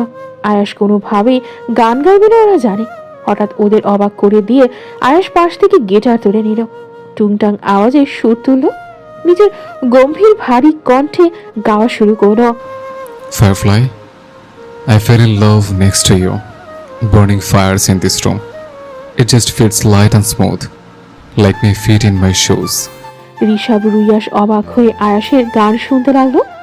কত বছর, 6.5 বছর পর আয়াস গান গাইছে। এক সময় আয়াস খুব ভালো গান গাইতো, কিন্তু সময়ের সাথে সাথে ছেড়ে দিল। হাজার বলার পরেও কখনো গান গায়নি। কারণটা রুইয়াসের অজানা, কিন্তু ঋষভ ঠিকই জানে। ও হেসে হাসি গান শুনতে লাগলো। আর রুইয়াস ফোন বের করে ভিডিও করলো। ও পরে ওর মম ড্যাডকে সেন্ড করবে। তারা খুব খুশি হবে। Little one, lie with me. Say your heart to my sleeve. We'll stay quiet underneath shooting stars. If it helps you sleep, and hold me tight. Don't let me breathe. Feeling like you won't believe. There's a firefly loose tonight. Here মনে হলো এই গানটাও কাউকে dedicate করছে, কিন্তু কাকে? গান থামার সাথে সাথে সবাই হাততালি দিল। খুব সুন্দর গান ছিল। হিয়া না পেরে বলেই দিল, তুমি গানটা কি কাউকে ডেডিকেট করেছিলে? আয়াসের ছোট্ট বলা কথার সাথে সাথে ও জাতীয় আওয়াজ করলো রুইয়াস রিনভিরা। হিয়া বলল, কে সে? আমরা চিনি, নাম বলো অ্যাশ। আয়াস আর কিছু বলল না। হিয়া বারবার জিজ্ঞাসা করছে, যেন নাম না শুনলে হবে না। বাধ্য হয়ে আয়াস বলল, Firefly? হোয়াট? তুমি একটা ফায়ারফ্লাইকে ডেডিকেট করেছো? আয়াস আর কিছু বলল না। হিয়ার মাথায় হাত দিল। এই ছেলে কিনা একটা জোনাকি পোকাকে সং ডেডিকেট করছে। ও আর সময় নষ্ট করলো না, বোতল ঘোরাতে লাগলো। হিয়া এতটাই বোতল ঘোরানোর মগ্ন থাকলো যে কেউ ওর দিকে তাকিয়ে আছে সেটা খেয়াল করলো না। আয়াস এক দৃষ্টিতে তাকিয়ে থাকলো হিয়ার দিকে। তাকে এমন ভাবে বলল যেটা ও ছাড়া কেউ শুনতে পাবে না। ও বলল, You are my firefly.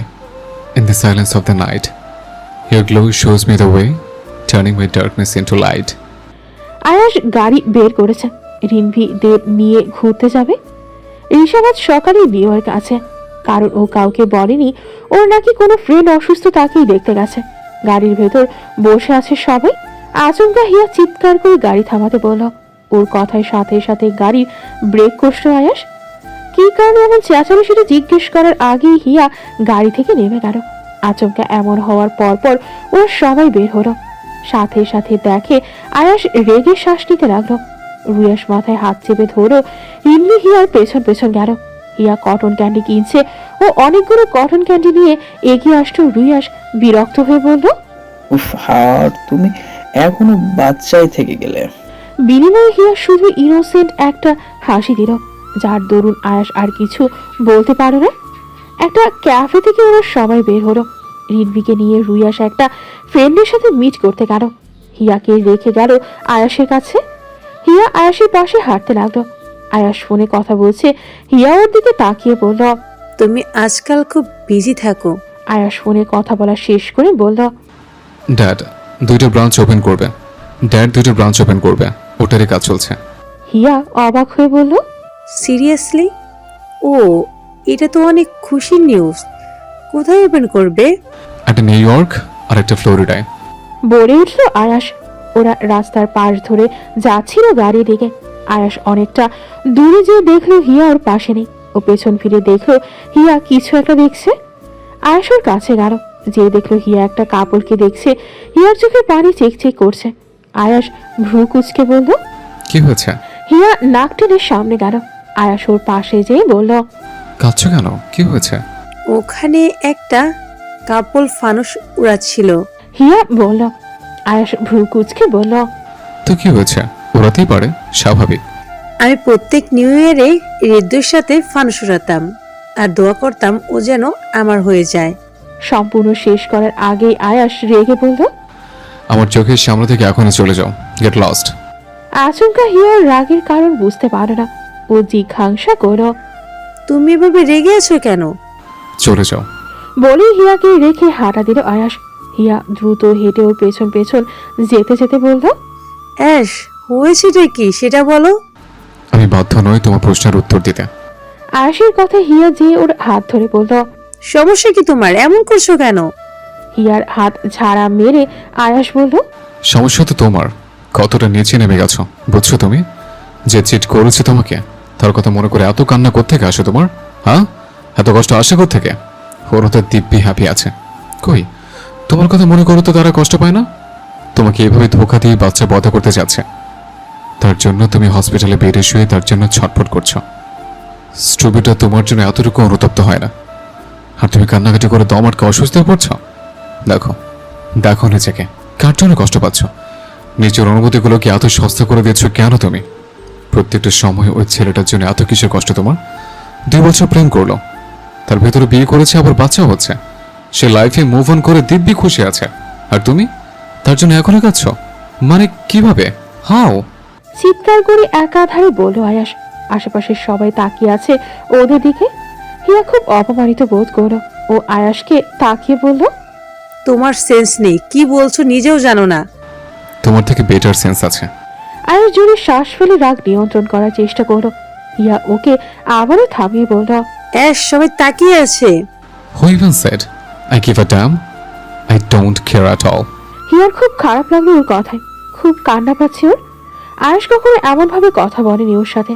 ও অশ্রুসিক্ত চোখে আয়াসের দিকে তাকালো। আয়াসের চোখের পানি দেখে আরো বলল, এত চোখের পানি কোত্থেকে আসে তোমার? খবরদার আমার সামনে একদম কাঁদবে না। আমার সামনে থেকে চলে যাও, গেট আউট। বলে আয়াস হিয়াকে রেখে গাড়িতে উঠে বসলো। হিয়া রাগে অপমানে উল্টো পথে হেঁটে চলে গেল। প্রায় 15 মিনিটের বেশি হয়ে গেছে। আয়াসেরও রাগ কমেছে। ও হিয়াকে নিতে আসলো। গাড়ি থেকে নেমে আশেপাশে দেখতে লাগলো। কিছু মিনিট খুঁজে ফোন লাগালো হিয়ার নাম্বারে। ফোন করলে ওর পকেটে হিয়ার ফোন বেজে উঠলো। সাথে সাথে মনে পড়লো হিয়া ওর কাছে ফোন রাখতে দিয়েছিল। আয়াস আরও আশেপাশে গেল, কিন্তু পেল না। হিয়ার ছবি দেখে কয়েকজনকে জিজ্ঞেস করলো ওরা কেউ দেখেছে কিনা, কিন্তু কেউ দেখেনি তারা। আয়াসের এবার নিজের উপর খুব রাগ লাগলো। কেন ওভাবে বলতে হলো ওকে? হিয়া বারবার ঋদ্ধর জন্য কান্নাকাটি করা দেখে ওর একদমই ভালো লাগে না। এবার মনে ভয় শুরু হলো আয়াসে, হিয়ার বাজে কিছু হলো না তো। মুহূর্তের মাঝে গাড়িতে চেপে বসলো। গাড়ির স্টিয়ারিং ঘুরিয়ে দ্রুত ভাবে সামনে এগোতে লাগলো। নির্জন নিস্তব্ধ একটা জায়গায় তিনটা ছেলে মিলে হিয়াকে টেনে আনলো। হিয়ার মুখে রুমাল বেঁধে রাখা। ও বারবার চিৎকার করার চেষ্টা করছে। ছেলেদের দেখে বোঝা যাচ্ছে ওরা ড্রিঙ্কস করে মাতাল হয়ে আছে। একটারও সেন্স নেই। হিয়া পা দিয়ে লাথি দেওয়ার চেষ্টা করলো। একটা ছেলেকে লাথি দিতে সক্ষম হলো। সাথে সাথে ও হালকা ছাড়া পেতেই হিয়া হাত পা দিয়ে ধাক্কা দিয়ে সামনে বাড়ালো। ছেলেগুলো ওর পেছনে দৌড়ালো। ছেলেদের দৌড়ানোর সাথে হিয়ার দৌড়ানো ফিকে পড়লো। কিছুক্ষণের মাঝেই ছেলেগুলো ধরে ফেললো ওকে। হিয়াকে ধরেই মাটিতে ছুঁড়ে ফেললো। এভাবে ছুঁড়ে ফেলায় ব্যথায় কোকিয়ে উঠল হিয়া। দুটো ছেলে হিয়াকে ধরতেই হিয়া ওর মুখ খুঁড়ে কামড় বসালো একটা ছেলের হাতে। ছেলেটা ছেড়ে দিতেই হিয়া পালাতে উদ্যত হতে একটা ছেলে ওর গলা ধরল।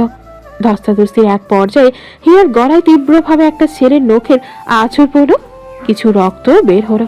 ছেলেগুলো আবারও হিয়াকে মাটিতে ছুঁড়ে ফেলল। দুটো ছেলে হিয়ার হাত মাটির সাথে চেপে ধরল। আর বাকি একটা ছেলে হিয়ার উপরে বসে নিজের প্যান্ট খুলতে লাগলো। হিয়া ভয়ে জোরে জোরে কেঁদে ফেললো। বারবার বলল, হেল্প, প্লিজ হেল্প। জঙ্গল হওয়ায় কেউ টের পেল না সেই আর্তনাদ। হিয়া ওদের ওপর বসা ছেলেটা সম্পূর্ণ পেন্ট করে ফেলল। হিয়া পা দাপাতে লাগলো। রাগে ছেলেটি হিয়ার গলার কাছে মুখ নিয়ে যেতেই হিয়া হাত পা ছাড়ানোর চেষ্টা করলো। ছেলেটি হিয়ার কাছাকাছি হতেই আচমকা আর্তনাদ করে হিয়ার উপরে পড়ে গেল। ভয়ে বাকি ছেলেরা হিয়ার হাত ছেড়ে দিল। আয়ুষ রক্তচক্ষু নিয়ে তাকিয়ে আছে ছেলেগুলোর দিকে। হিয়ার উপরে পড়ে থাকা ছেলেটাকে টেনে তুলে সরিয়ে হিয়াকে ওই অবস্থায় জড়িয়ে ধরো আয়াস। হিয়াও আয়াসকে জড়িয়ে ধরে খেতে দিল। বাকি ছেলেগুলো এলোমেলো পায়ে সামনে পালাতে লাগলো। আয়াস ওর বুকে হিয়াকে চেপে ধরে বলল, আমি চলে এসেছি, আর ভয় নেই। হিয়া আয়াসের বুকে মুখ লুকিয়ে কাঁদল। আয়াস আর সময় ব্যয় না করে হিয়াকে কোলে নিল। হিয়া তখনও আয়াসের ঘাড়ে মুখ লুকিয়ে কাঁদতে লাগলো। আয়াস হিয়াকে গাড়ির ফ্রন্ট সিটে বসিয়ে দেখলো হিয়ার গেঞ্জির কিছু অংশ ছিঁড়ে বুকের কিছু অংশ দৃশ্যমান হয়ে গেছে। আয়াস সেদিকে তাকাতেই ওর মাথায় রক্ত উঠে গেল। নিজের শার্ট খুলে হিয়ার গায়ে ভালোভাবে দিয়ে চলে আসতে নিলেই আবার হিয়ার কাছে যেয়ে ওর কান্নারত মুখ ধরে বলল, একদম কাঁদবে না, আমি এক্ষুনি আসছি, ভয় পাবে না। বলেই হিয়ার চোখের পানি মুছে দরজা লক করে দিল। গাড়ির পেছন থেকে ডিকি খুলে একটা হকি স্টিক বের করে এগিয়ে গেল। ছেলেগুলো যেদিকে এগিয়ে গেছে সেদিকে একাধারে হকি স্টিক দিয়ে আঘাত করছে ছেলেগুলোকে আয়াস। এই শীতের মাঝেও ঘামতে লাগলো। তিনজনের ভেতর দুজনেই জ্ঞান হারিয়েছে আগে। একটা ছেলে তখনও জ্ঞান ছিল। আয়াস হকি স্টিক ছুঁড়ে ফেলে ছেলেটার ওপর বসে বলল, তোদের ধারণা আছে কার দিকে হাত বাড়িয়েছিস? ওর দিকে চোখ তুলে তাকানো মারা। আর সেখানে তুই কোন সাহসে ওর গায়ে হাত দিয়েছিস? বলেই হাত ভেঙে দিল আয়াস। সাথে সাথে ছেলেটি চিৎকার করে অজ্ঞান হয়ে গেল। আয়াস উঠে রাগে একদলা থুতু ফেলে ওর হকি স্টিক নিয়ে ফিরে আসলো গাড়ির দিকে। ডিকিতে হকি স্টিক রেখেও এগিয়ে গেল হিয়া দিকে। দরজা খুলে দেখলো হিয়া জ্ঞান হারিয়েছে। অতিরিক্ত ভয় কান্নাকাটির দরুন জ্ঞান হারিয়েছে।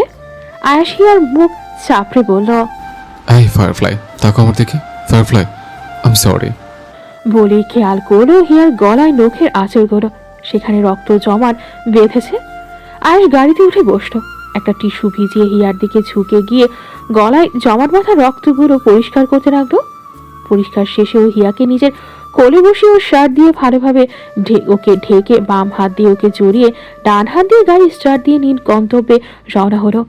রিধিকে আজ হসপিটালে নিয়ে গিয়েছিল ঋদ্ধ। কিছুদিন যাবত রিধির খুব পেটে ব্যথা করছে। বাড়িতে এনেই রিধিকে কোলে নিয়ে ওপরে উঠল ঋদ্ধ। রোকসানা স্নিগ্ধকে দাঁড় করালো। সদস্য ডিউটি থেকে ফিরেছেও, হাতে এখনো অ্যাপ্রন ঝোলানো। রোকসানা বললেন, ঋদ্ধকে ডক্টর কি বলেছে? স্নিগ্ধ বলল, রিদিয়াপুর প্রেগন্যান্সি অনেক কমপ্লিকেটেড, রিস্ক আছে বাচ্চা ও মায়ার। আর সুস্থ সবলভাবে বাচ্চা হয়ে গেলে নেক্সট আর বাচ্চা নিতে পারবে না, তাহলে বাচ্চার চান্স থাকবে না। খুব কেয়ারও রাখতে হবে বলেছে। বাচ্চা ডেলিভারির ডেটের আগে হবার সম্ভাবনা আছে। এতটুকু শুনে রাবেয়ার কলিজা শুকিয়ে গেল। মেয়ের মৃত্যুর কথা উনি কোনো মতেই ভাবতেই পারে না। হাজার দোষ করলে উনি মা, কখনো সন্তানের মৃত্যুর কথা ভাবতে পারেন না। নিধি বলল, ভাইয়া ডক্টর কি বলেছে, কি হবে, ছেলে নাকি মেয়ে? স্নিগ্ধ খুবই ক্লান্ত। একাধারে প্যাশেন্ট দেখে লেগেছে ওর। সদ্য ইন্টার্ন শেষ করা হসপিটালে জয়েন করেছে। এখন পেশেন্ট দেখা সব কিছু মিলিয়ে খুব ক্লান্ত। সিঁড়ি বেয়ে উপরে উঠতে উঠতে বলল, এখন বাচ্চা ছেলে না মেয়ে জানানোর রুল নেই, কিন্তু আমি যতটুকু বুঝেছি ওদের ছেলে হবে। আয়াস এক হাতে হিয়াকে কোলে করে নিয়ে অন্য হাতে রুমের দরজা খুলল। হিয়াকে বেডে শুইয়ে দিয়ে ওর পা থেকে জোতা জোড়া খুলে ফেলল। রুম হিটার অন করে হিয়ার গায়ে ব্ল্যাঙ্কেট জড়িয়ে দিল। আয়াস ফার্স্ট এড এনে হিয়ার পাশে বসলো। কল লাগালো রুয়াসের নাম্বারে। রুয়াস কল রিসিভ করতে করতে আয়াস দূরে অ্যান্টিসেপটিক নিয়ে নিল। রুয়াস সময় নিয়ে কল রিসিভ করলো। কল স্পিকারে ছিল বিধায় আয়াস হিয়ার গলার নখের ক্ষতে অ্যান্টিসেপটিক দিতে দিতে বলল, রুশ, রেনভিকে নিয়ে ফার্ম হাউসে ঋষু ওখানে আসছে। ব্রো, তোমরা কি চলে গেছো? রুয়াসের করা প্রশ্নে আয়াস ছোট করে বলল। রুয়াস আবারও বলল, আচ্ছা ব্রো, আমরা এখনই রওনা দিচ্ছি।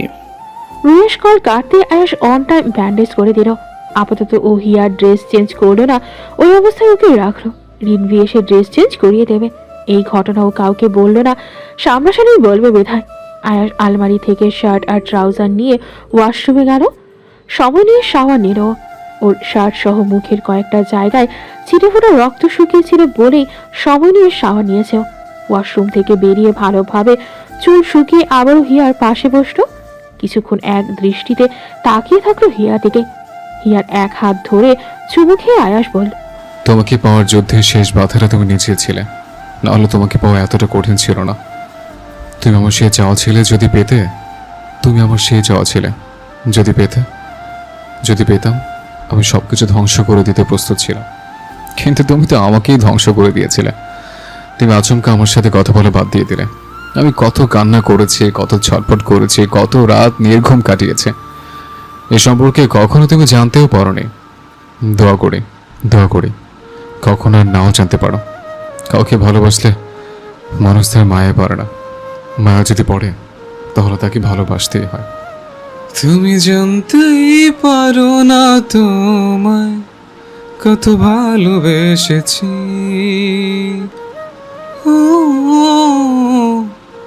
তুমি জানতেই পারো না তোমায় কত ভালোবেসেছি।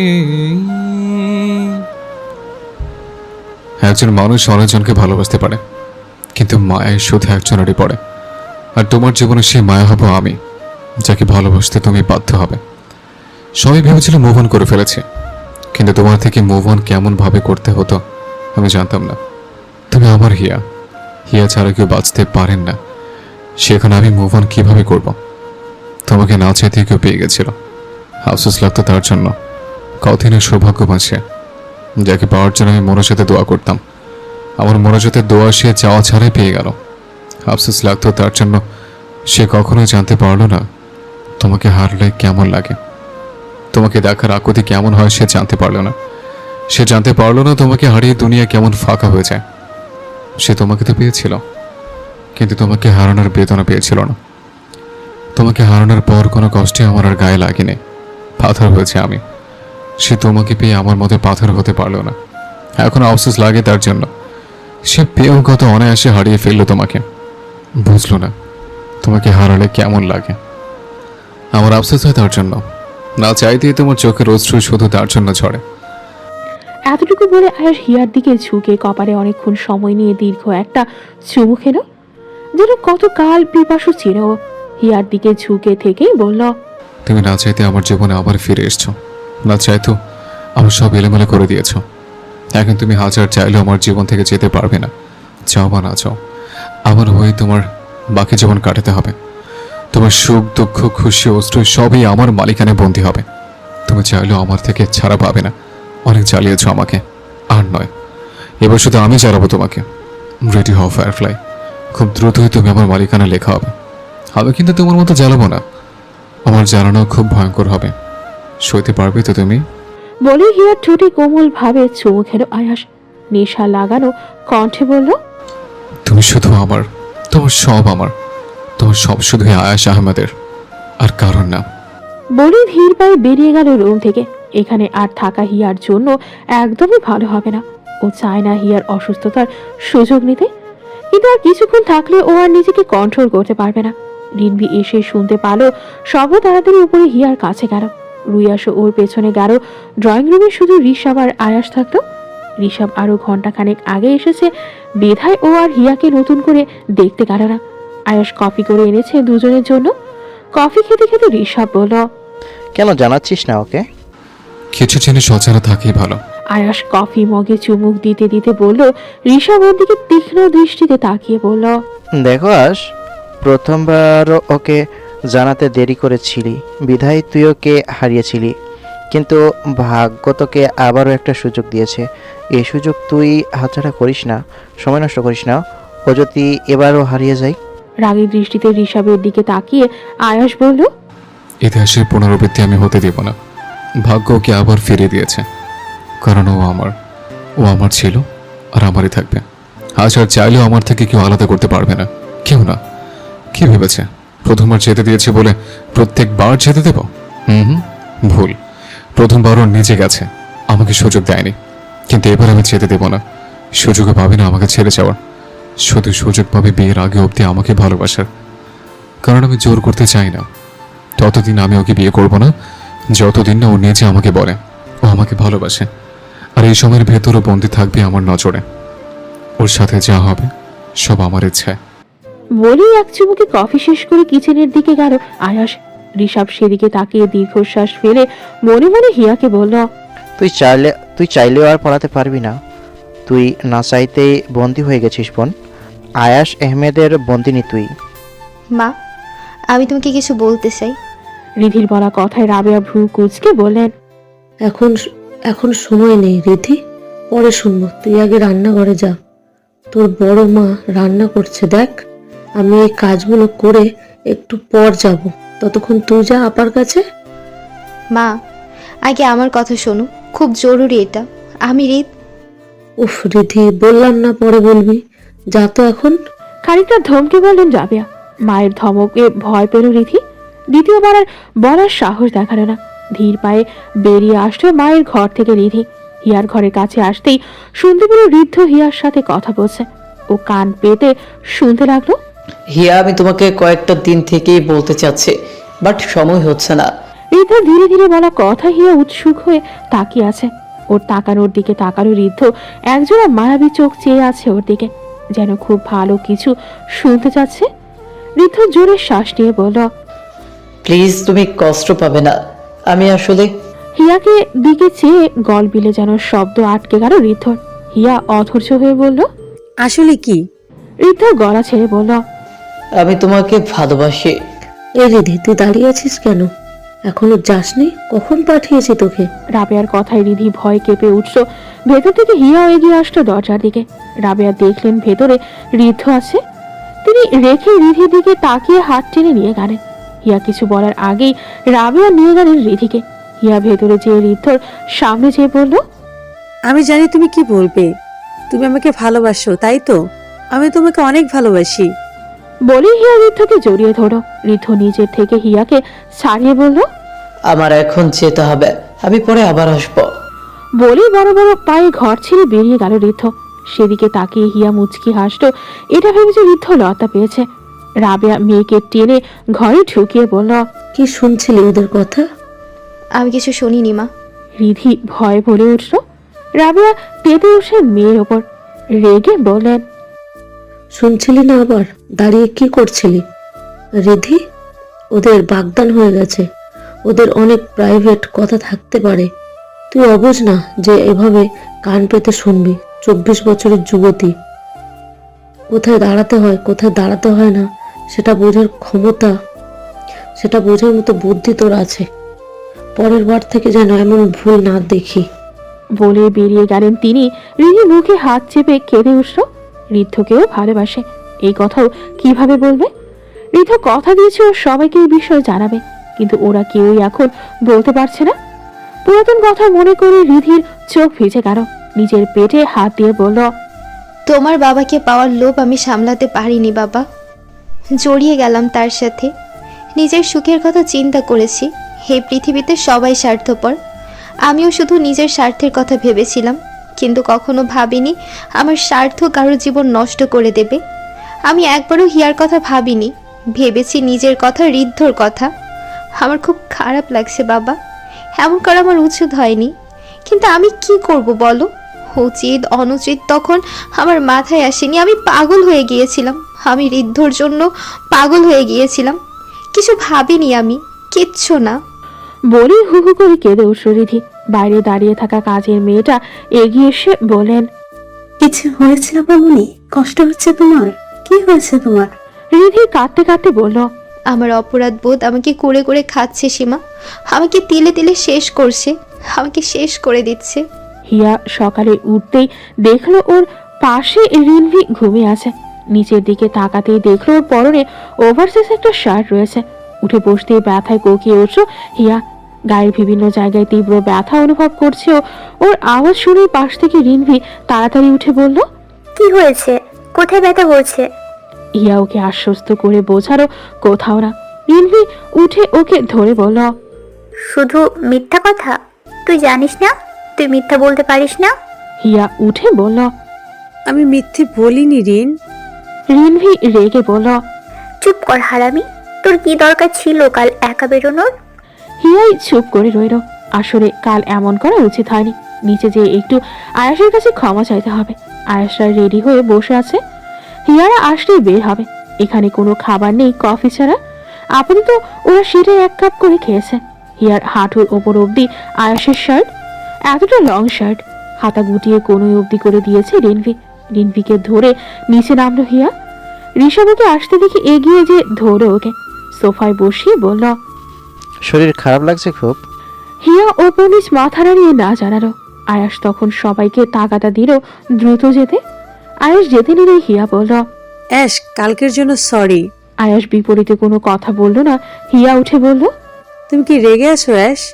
I am sorry ash, please রেগে থেকো না। যখন জানতে পারে যে ছেলেটি চিট করেছে, তখন তার বিরুদ্ধে কষ্ট বিচার না দিয়ে তার কাছ থেকে সরে আসতে হয়। তাহলে এরপর থেকে ছেলেটি আর চিট করার সাহস পায় না। আর সব জানার পরও যে মেয়েগুলো তাদের বিরহের কষ্ট পায়, তারা আসলে পরে নিজ ইচ্ছায় নিজ দোষে চিট হয়। সেখানে ছেলেদের কোনো দোষ থাকে না। একপাক্ষিক ভালোবাসার থেকে দুনিয়ার সুন্দর আর কিছুই নেই। আবার এই একপাক্ষিক ভালোবাসার থেকে কষ্টেরও আর কিছু নেই। তুমি ভালোবেসে এমন একটা মানুষের জন্য কষ্ট পাচ্ছ যাকে তুমি কখনো পাবে না। শূন্য কারোর হয়ে গেছে, তুমি জানো সে চলে গেছে আর ফিরবে না।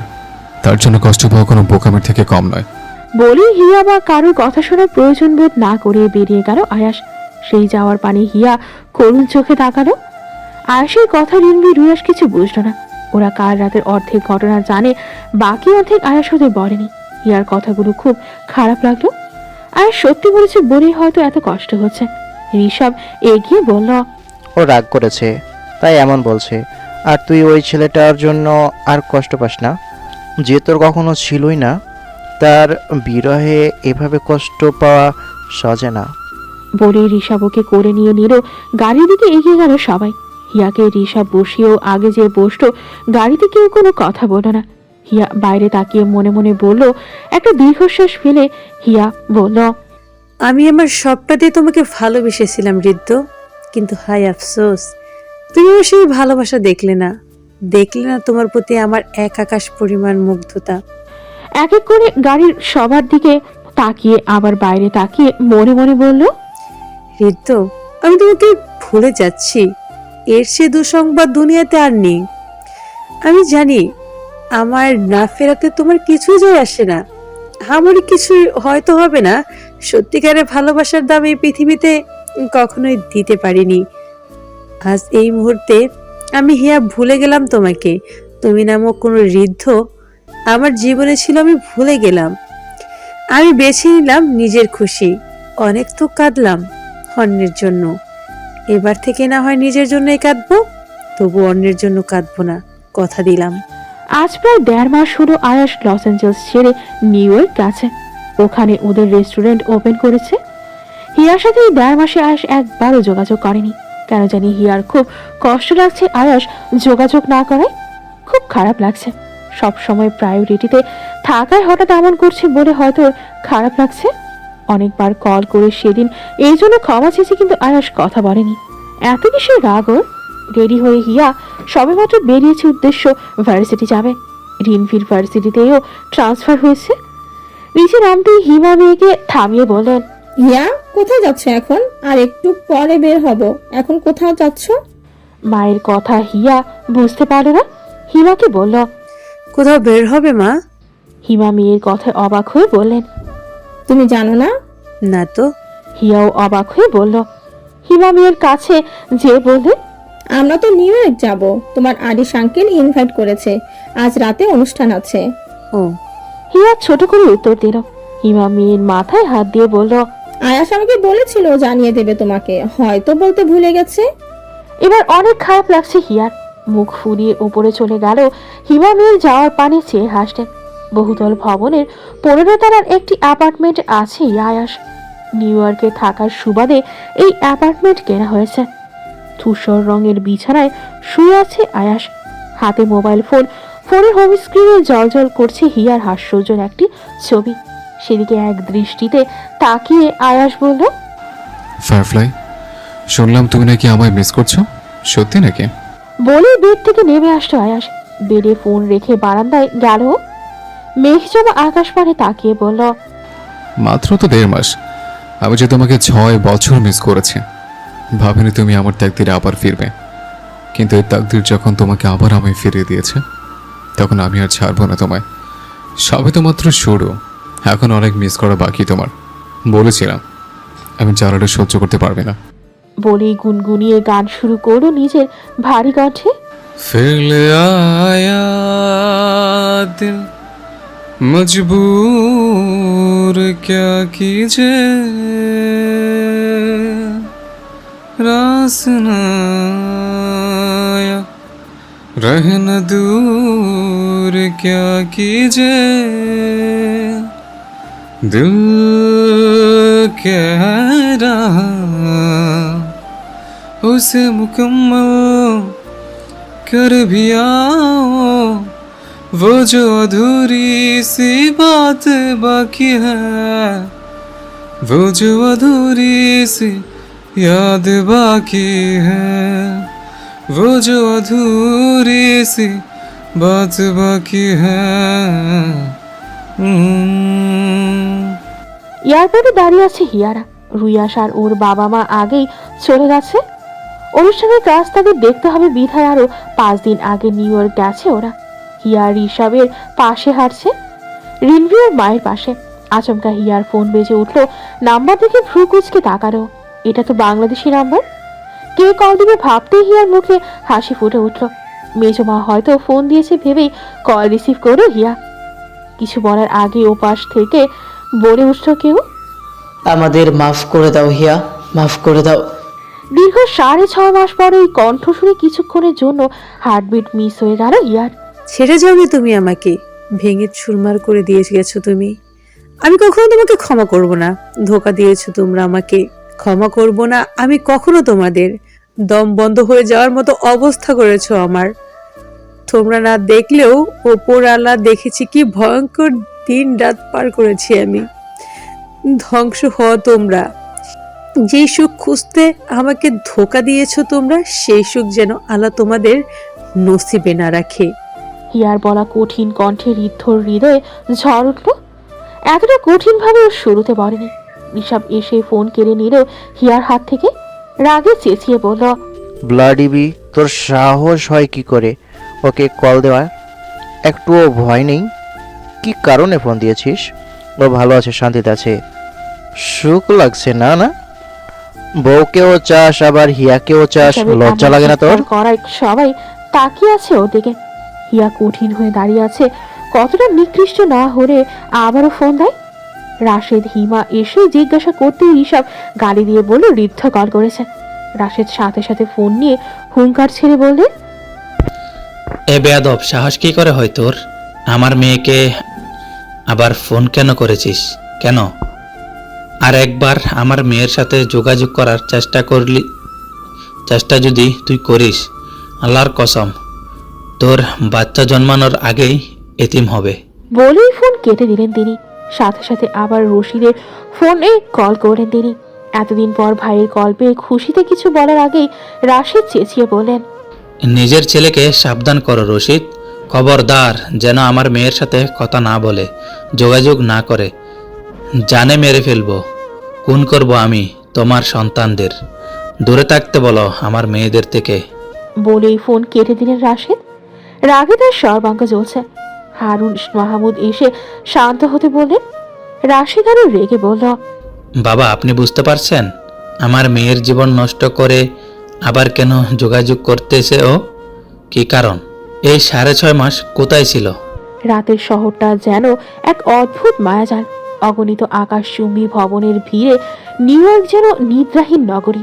টাইমস স্কয়ারে ঝলমলে আলোয় শহরটা সবসময় জেগে থাকে, ঠিক যেন তারারাও মাটিতে নেমে এসেছে।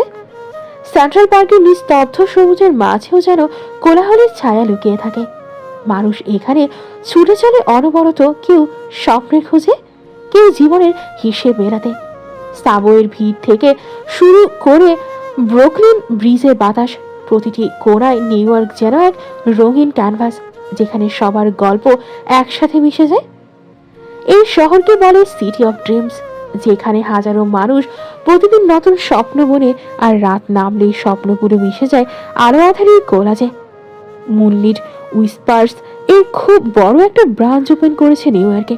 প্রায় 18 তলা বিশিষ্ট একটি রেস্টুরেন্টে 5 স্টার হোটেল তৈরি করেছে, আর তার গ্র্যান্ড ওপেনিং আজ। আয়াস মূলত এই কাজের জন্য নিউ ইয়র্ক আছে। ফ্লোরিডার ব্রাঞ্চটা আরও মাস 4 পর ওপেন হবে, এখনো কাজ শেষ হয়নি। মুনলিট উইসপার্স এর বাইরেটা কাজে তৈরি, ভেতর থেকে খুব স্পষ্ট দেখা যায় সব। মুনলিট উইসপার্সের ওর 14 তলার ভিআইপি অডিটোরিয়ামে অনুষ্ঠিত হয়েছে আজকের ফাংশন। হিয়ার পরনে একটি বল গাউন সাদা রঙে, রিনবিও সাদা ফ্লাপার গাউন পরেছে। এক এক করে সবাই ভেতরে ঢুকলো। হিয়া ভেতরে ঢুকতেই গোলাপি চুলের অধিকারী ক্যাথারিনকে দেখতে পেল। অনেকগুলো সাদা চামড়ার অধিকারী মেয়ে ও ছেলেদের সাথে দাঁড়িয়ে আছে। হিয়া রিনভিকে নিয়ে সেদিকেই গেল। ওর জানা দরকার ওর জন্য কে পরিবর্তন হয়েছে। ওদের পেছন পেছন ঋষভ ও রুইয়াসও গেল। রুইয়াস যে আগে রিনভিকে জড়িয়ে ধরে গালে চুমু খেয়ে বলল, চলো বিয়ে করে ফেলি, তোমাকে খুব সুন্দর লাগছে। রিনভি লজ্জা পেয়ে বলল, খালি উল্টাপাল্টা কথা, চুপ করো, ভাই তাকিয়ে আছে। ঋষভের কথা শুনতে রুইয়াস ওকে ছেড়ে দিল। ঋষভ ওকে চোখ পাকিয়ে তাকিয়ে আছে ওদের দিকে। হিয়া হেসে সবাইকে আমেরিকান ভাবে গ্রিট করলো। ঋষভও গ্রিট করে কথা বলতে লাগলো। ক্যাথারিন হিয়াকে দেখিয়ে বলল, হে গাইস, ও হিয়া আমাদের রেশের কাজিন সিস্টার। ক্যাথারিনের কথায় সবাই তাকালো হিয়ার দিকে, যেন বহু বছর ধরে দেখতে চেয়েছিল। হিয়া সেই চাহনিতে অস্বস্তি হতে লাগলো। অস্বস্তি কমাতে কারণ ছাড়াই একটু হাসতো। বিনিময়ে উপস্থিত সবাই হাসতো। একটা ছেলে তো না পেরে বলেই দিল, আমাকে দেখা আমার খুব ইচ্ছে ছিল। কেন, আমি কি বিশেষ কেউ? হিয়া ওদের ভাষায় জানতে চাইলো। ছেলেটি প্রশ্ন শুনে হেসে বলল, অবশ্যই, তুমি জানো না তুমি কত বিশেষ। আমার জন্য একটা মানুষ সম্পূর্ণ বদলে গেছে। আবারও সেই একই কথা। হিয়া এবার আর হাসতো না, ভ্রুকুচকে জানতে চাইল, কে আমার জন্য বদলে গেছে? আমাদের ছেলেটি কথা সম্পূর্ণ করতে পারল না। ঋষভের চোখ পাকানোয় হিয়াকে এ ব্যাপারে বলা নিষেধ। সেটা মনে পড়তেই সবাই কথা ঘোরানোর জন্য বলল, আমরা তো মজা করছি। এড বলছিল তোমাকে নাকি এমন কিছু বললে তুমি চিন্তা করো, তাই আমরা মজা করে বললাম। বলেই একসাথে সবাই হেসে দিল। হিয়ার মোটেও বিশ্বাস হলো না তাদের কথা। কিছু বলতে যাবে তার আগেই মাইক্রোফোনে অ্যানাউন্সমেন্ট করলেন আরিশ আহমেদ। গমগমে কণ্ঠে আমেরিকান ফ্লুয়েন্ট অ্যাকসেন্টে বললেন, প্রিয় সহকর্মী ও বন্ধুরা, আজ আমি এই দায়িত্ব গ্রহণ করতে পেরে সম্মানিত বোধ করছি। মুনলিট হুইসপার্স আমাদের সবার স্বপ্নের প্রতিফলন, যেখানে আমরা কল্পনা উদ্ভাবনকে একসাথে সামনে এগিয়ে নিয়ে যাব। আমি বিশ্বাস করি আমরা সবাই মিলে এমন একটি পথ তৈরি করতে পারবো যা শুধু কোম্পানির নয়, আমাদের সকলের জন্য নতুন সম্ভাবনার দরজা খুলবে। চলুন একসাথে যাত্রায় উজ্জ্বল করে তুলি, একটি চাঁদের আলোয় আলোকিত গল্পের মতো। আপনাদের সমর্থন এবং আস্থা আমার শক্তি। মুহূর্তের মাঝে স্পটলাইট আরিশ থেকে আয়েশের ওপর পড়ল। করতালি ও ক্যামেরার ফ্ল্যাশে মুহূর্তের মাঝে চারিপাশ প্রতিধ্বনিত মুখরিত হয়ে উঠল। প্রায় 1.5 মাস পর আয়েশকে দেখল হিয়া। অনেক সুন্দর লাগছে আয়েশকে দেখতে। হিয়া হেসে করতালি দিল। আয়েশের মুখে চিরচেনা গাম্ভীর্য। মাইক্রোফোন হাতে নিয়ে বাবার মতো অ্যাকসেন্টে বলল। আয়েশের স্পিচ শেষ হতেই চারপাশ করতালিতে মুখরিত হয়ে উঠল। আয়েশের বাবা আরিশ সন্তোষজনক ভাবে হাসতেন। এই দিনেই তিনি অনেকদিন অপেক্ষা করেছেন। বহু অপেক্ষার পর আজ অবশেষে আয়াস কোম্পানির দায়িত্ব নিতে রাজি হয়েছে। অবশ্য এর পেছনে বড় সড়ো একটা কারণ আছে, যেটা আপাতত তিনি এবং তার ওয়াইফ জানেন। আরিশ এবার পুরো দস্তর ভাবে রাজনীতি করতে পারবেন। তিনি রাজনীতিকেই তার সম্বল বাড়াবেন। আয়াসের নামে সবাই সেলিব্রেশন হিসেবে একসাথে ওয়াইনের গ্লাস টিয়ার্স করল। আরিশ প্রাক্তন মেয়র ছিল আর লস অ্যাঞ্জেলসে মুনলিট উইসপার্স এর ওনার হিসেবে অনেক সুনামধন্য মানুষ এসেছে। হিয়া অপেক্ষা করছে আয়াসের জন্য, কিন্তু আয়াস ফিরেও তাকাচ্ছে না। আচমকা ওর পাশে তখনকার সেই ছেলেটা এসে দাঁড়ালো। হেসে বলল, তুমি কি জানো আয়াস কেন চেঞ্জ হয়েছে? হিয়া ছেলেটার দিকে তাকিয়ে বলল, না। ছেলেটা যেন জানতো হিয়া এমন বলবে। হেসে গ্লাসের ওয়াইনটা শেষ চুমুক দিয়ে ওয়েটারকে গ্লাসটা দিয়ে দিল। হিয়ার দিকে ফিরে চমৎকার একটা হাসি দিয়ে বলল, জানতে চাও? হ্যাঁ। ছোট করে উত্তর দিল হিয়া, কিন্তু ওর ছোট উত্তরে স্পষ্ট কৌতূহল দেখলো ছেলেটি। আবারও আগের মতো হেসে বলল, দিতে হবে, তুমি কাউকে বলবে না? কথা দিলাম। হিয়ার উত্তরে হেসে দিল ছেলেটি। আগের নয় বলতে লাগলো, ও একটা মেয়েকে খুব পছন্দ করত। মেয়েটির 9 বছর বয়স থেকে পছন্দ করত। পরে খুব ডিপলি ভালোবেসে ফেলে। আয়াসের মা আর মেয়েটির মা তাদের বিয়েও ঠিক করেছিল, বাট বলেই থেমে গেল ছেলেটি। হিয়া অধৈর্য হয়ে বলল, বাট কি? ছেলেটি আবার ওয়াইনের গ্লাস দিয়ে চুমুক দিয়ে বলল, মেয়েটি অন্য কাউকে ভালোবেসে ফেলে। মেয়েটি ছোট ছিল বিদায় আয়াস তাকে নিজের মনের কথা বলেছিল না। সেটাই ওর আফসোস হয়ে গেছিল। মেয়েটি একদম আচমকা অন্য এক ছেলেকে ভালোবেসে ফেলে। তাকে বিয়ে করবে বলে আবদার করে তার বাবাকে। তার বাবা মাও রাজি হয়ে গেছিল মেয়েটার কথায়, কিন্তু আয়াস। এবারও থেমে গেল ছেলেটি। দেখতে চাইল হিয়া শোনার জন্য কতটা ডেসপারেট। সত্যি সত্যি হিয়া শোনার জন্য ডেসপারেট। ও জানতে চায় হুট করে আয়াসের এভাবে বদলানোর কারণ। আগের হাস্য উজ্জ্বল আয়াস আচমকা এমন হয়ে গেল কেন? ছেলেটি হিয়ার মনের অবস্থা বুঝে আবারও বলল, আজ একদম ভেঙে পড়েছিল। হাত কেটে ফেলার জন্য হসপিটালাইজ করানো লেগেছিল। ওকে মাসে মাসে সাইকিয়াট্রিস্ট দেখানো লাগতো। এতটা মানসিকভাবে ভেঙে পড়েছিল, ওকে পাগলের মতো কাঁদতেও দেখেছি একটা পিচ্চি মেয়ের জন্য। আস্তে ধীরে আয়াস চেঞ্জ হয়ে গেল। আমাদের সাথে কম কথা বলতে শুরু করলো, একা একা থাকতে লাগলো। একসময় তো আর যোগাযোগই রাখিনি আমাদের সাথে। ইভেন শুধু আমি না, কারোর সাথে। আমরা ওর স্কুল ফ্রেন্ড ছিলাম। ওই মেয়েটার জন্য আয়াস হয়ে গেছি জেদি, রাগী, স্বল্পবাসী, গম্ভীর। অথচ ওই মেয়েটা জানেও না আয়াসের করা মানা ওই মেয়েকে নাকি কিচ্ছু বলা যাবে না, সে নাকি খুব কষ্ট পাবে। শেষ কথাটা হেসে বলল ছেলেটি। ওয়াইনের শেষ চুমুক দিয়ে ফের বলল, এই টপ সিক্রেট শুধু আঙ্কেল আন্টি, ঋষাব, এথিলিন, আমি, তুমি আর ওই যে ওরা দুজন জানে। আঙুল দিয়ে দেখালো ছেলেটি। কথা শেষ করেই যেভাবে এসেছিল ঠিক সেভাবেই চলে গেল। শুধু রেখে গেল প্রশ্নবিদ্ধ হিয়াকে। ওর খুব খারাপ লাগছে আয়েশের জন্য। বেচারা কতই না কষ্ট পেয়েছে। ও যেমন কষ্ট সহ্য করেছে, আয়েশ তার থেকেও দ্বিগুণ সহ্য করেছে। হিয়া মনে মনে আফসোস করলো মেয়েটার জন্য যে আয়েশকে পেয়েও হারালো। কিন্তু একটা অদ্ভুত বিষয়, ওর খুব খারাপ লাগছে আয়েশ কাউকে ভালোবাসে শুনে। কিন্তু আচমকা এমন হওয়ার কারণও বুঝছো না। একে তো এতদিন আয়েশ ওর সাথে যোগাযোগ করেনি, তার উপর এখনো কথা বলেনি, আর এখন এই সংবাদ শুনে হিয়ার মন ভীষণভাবে খারাপ হয়ে গেল।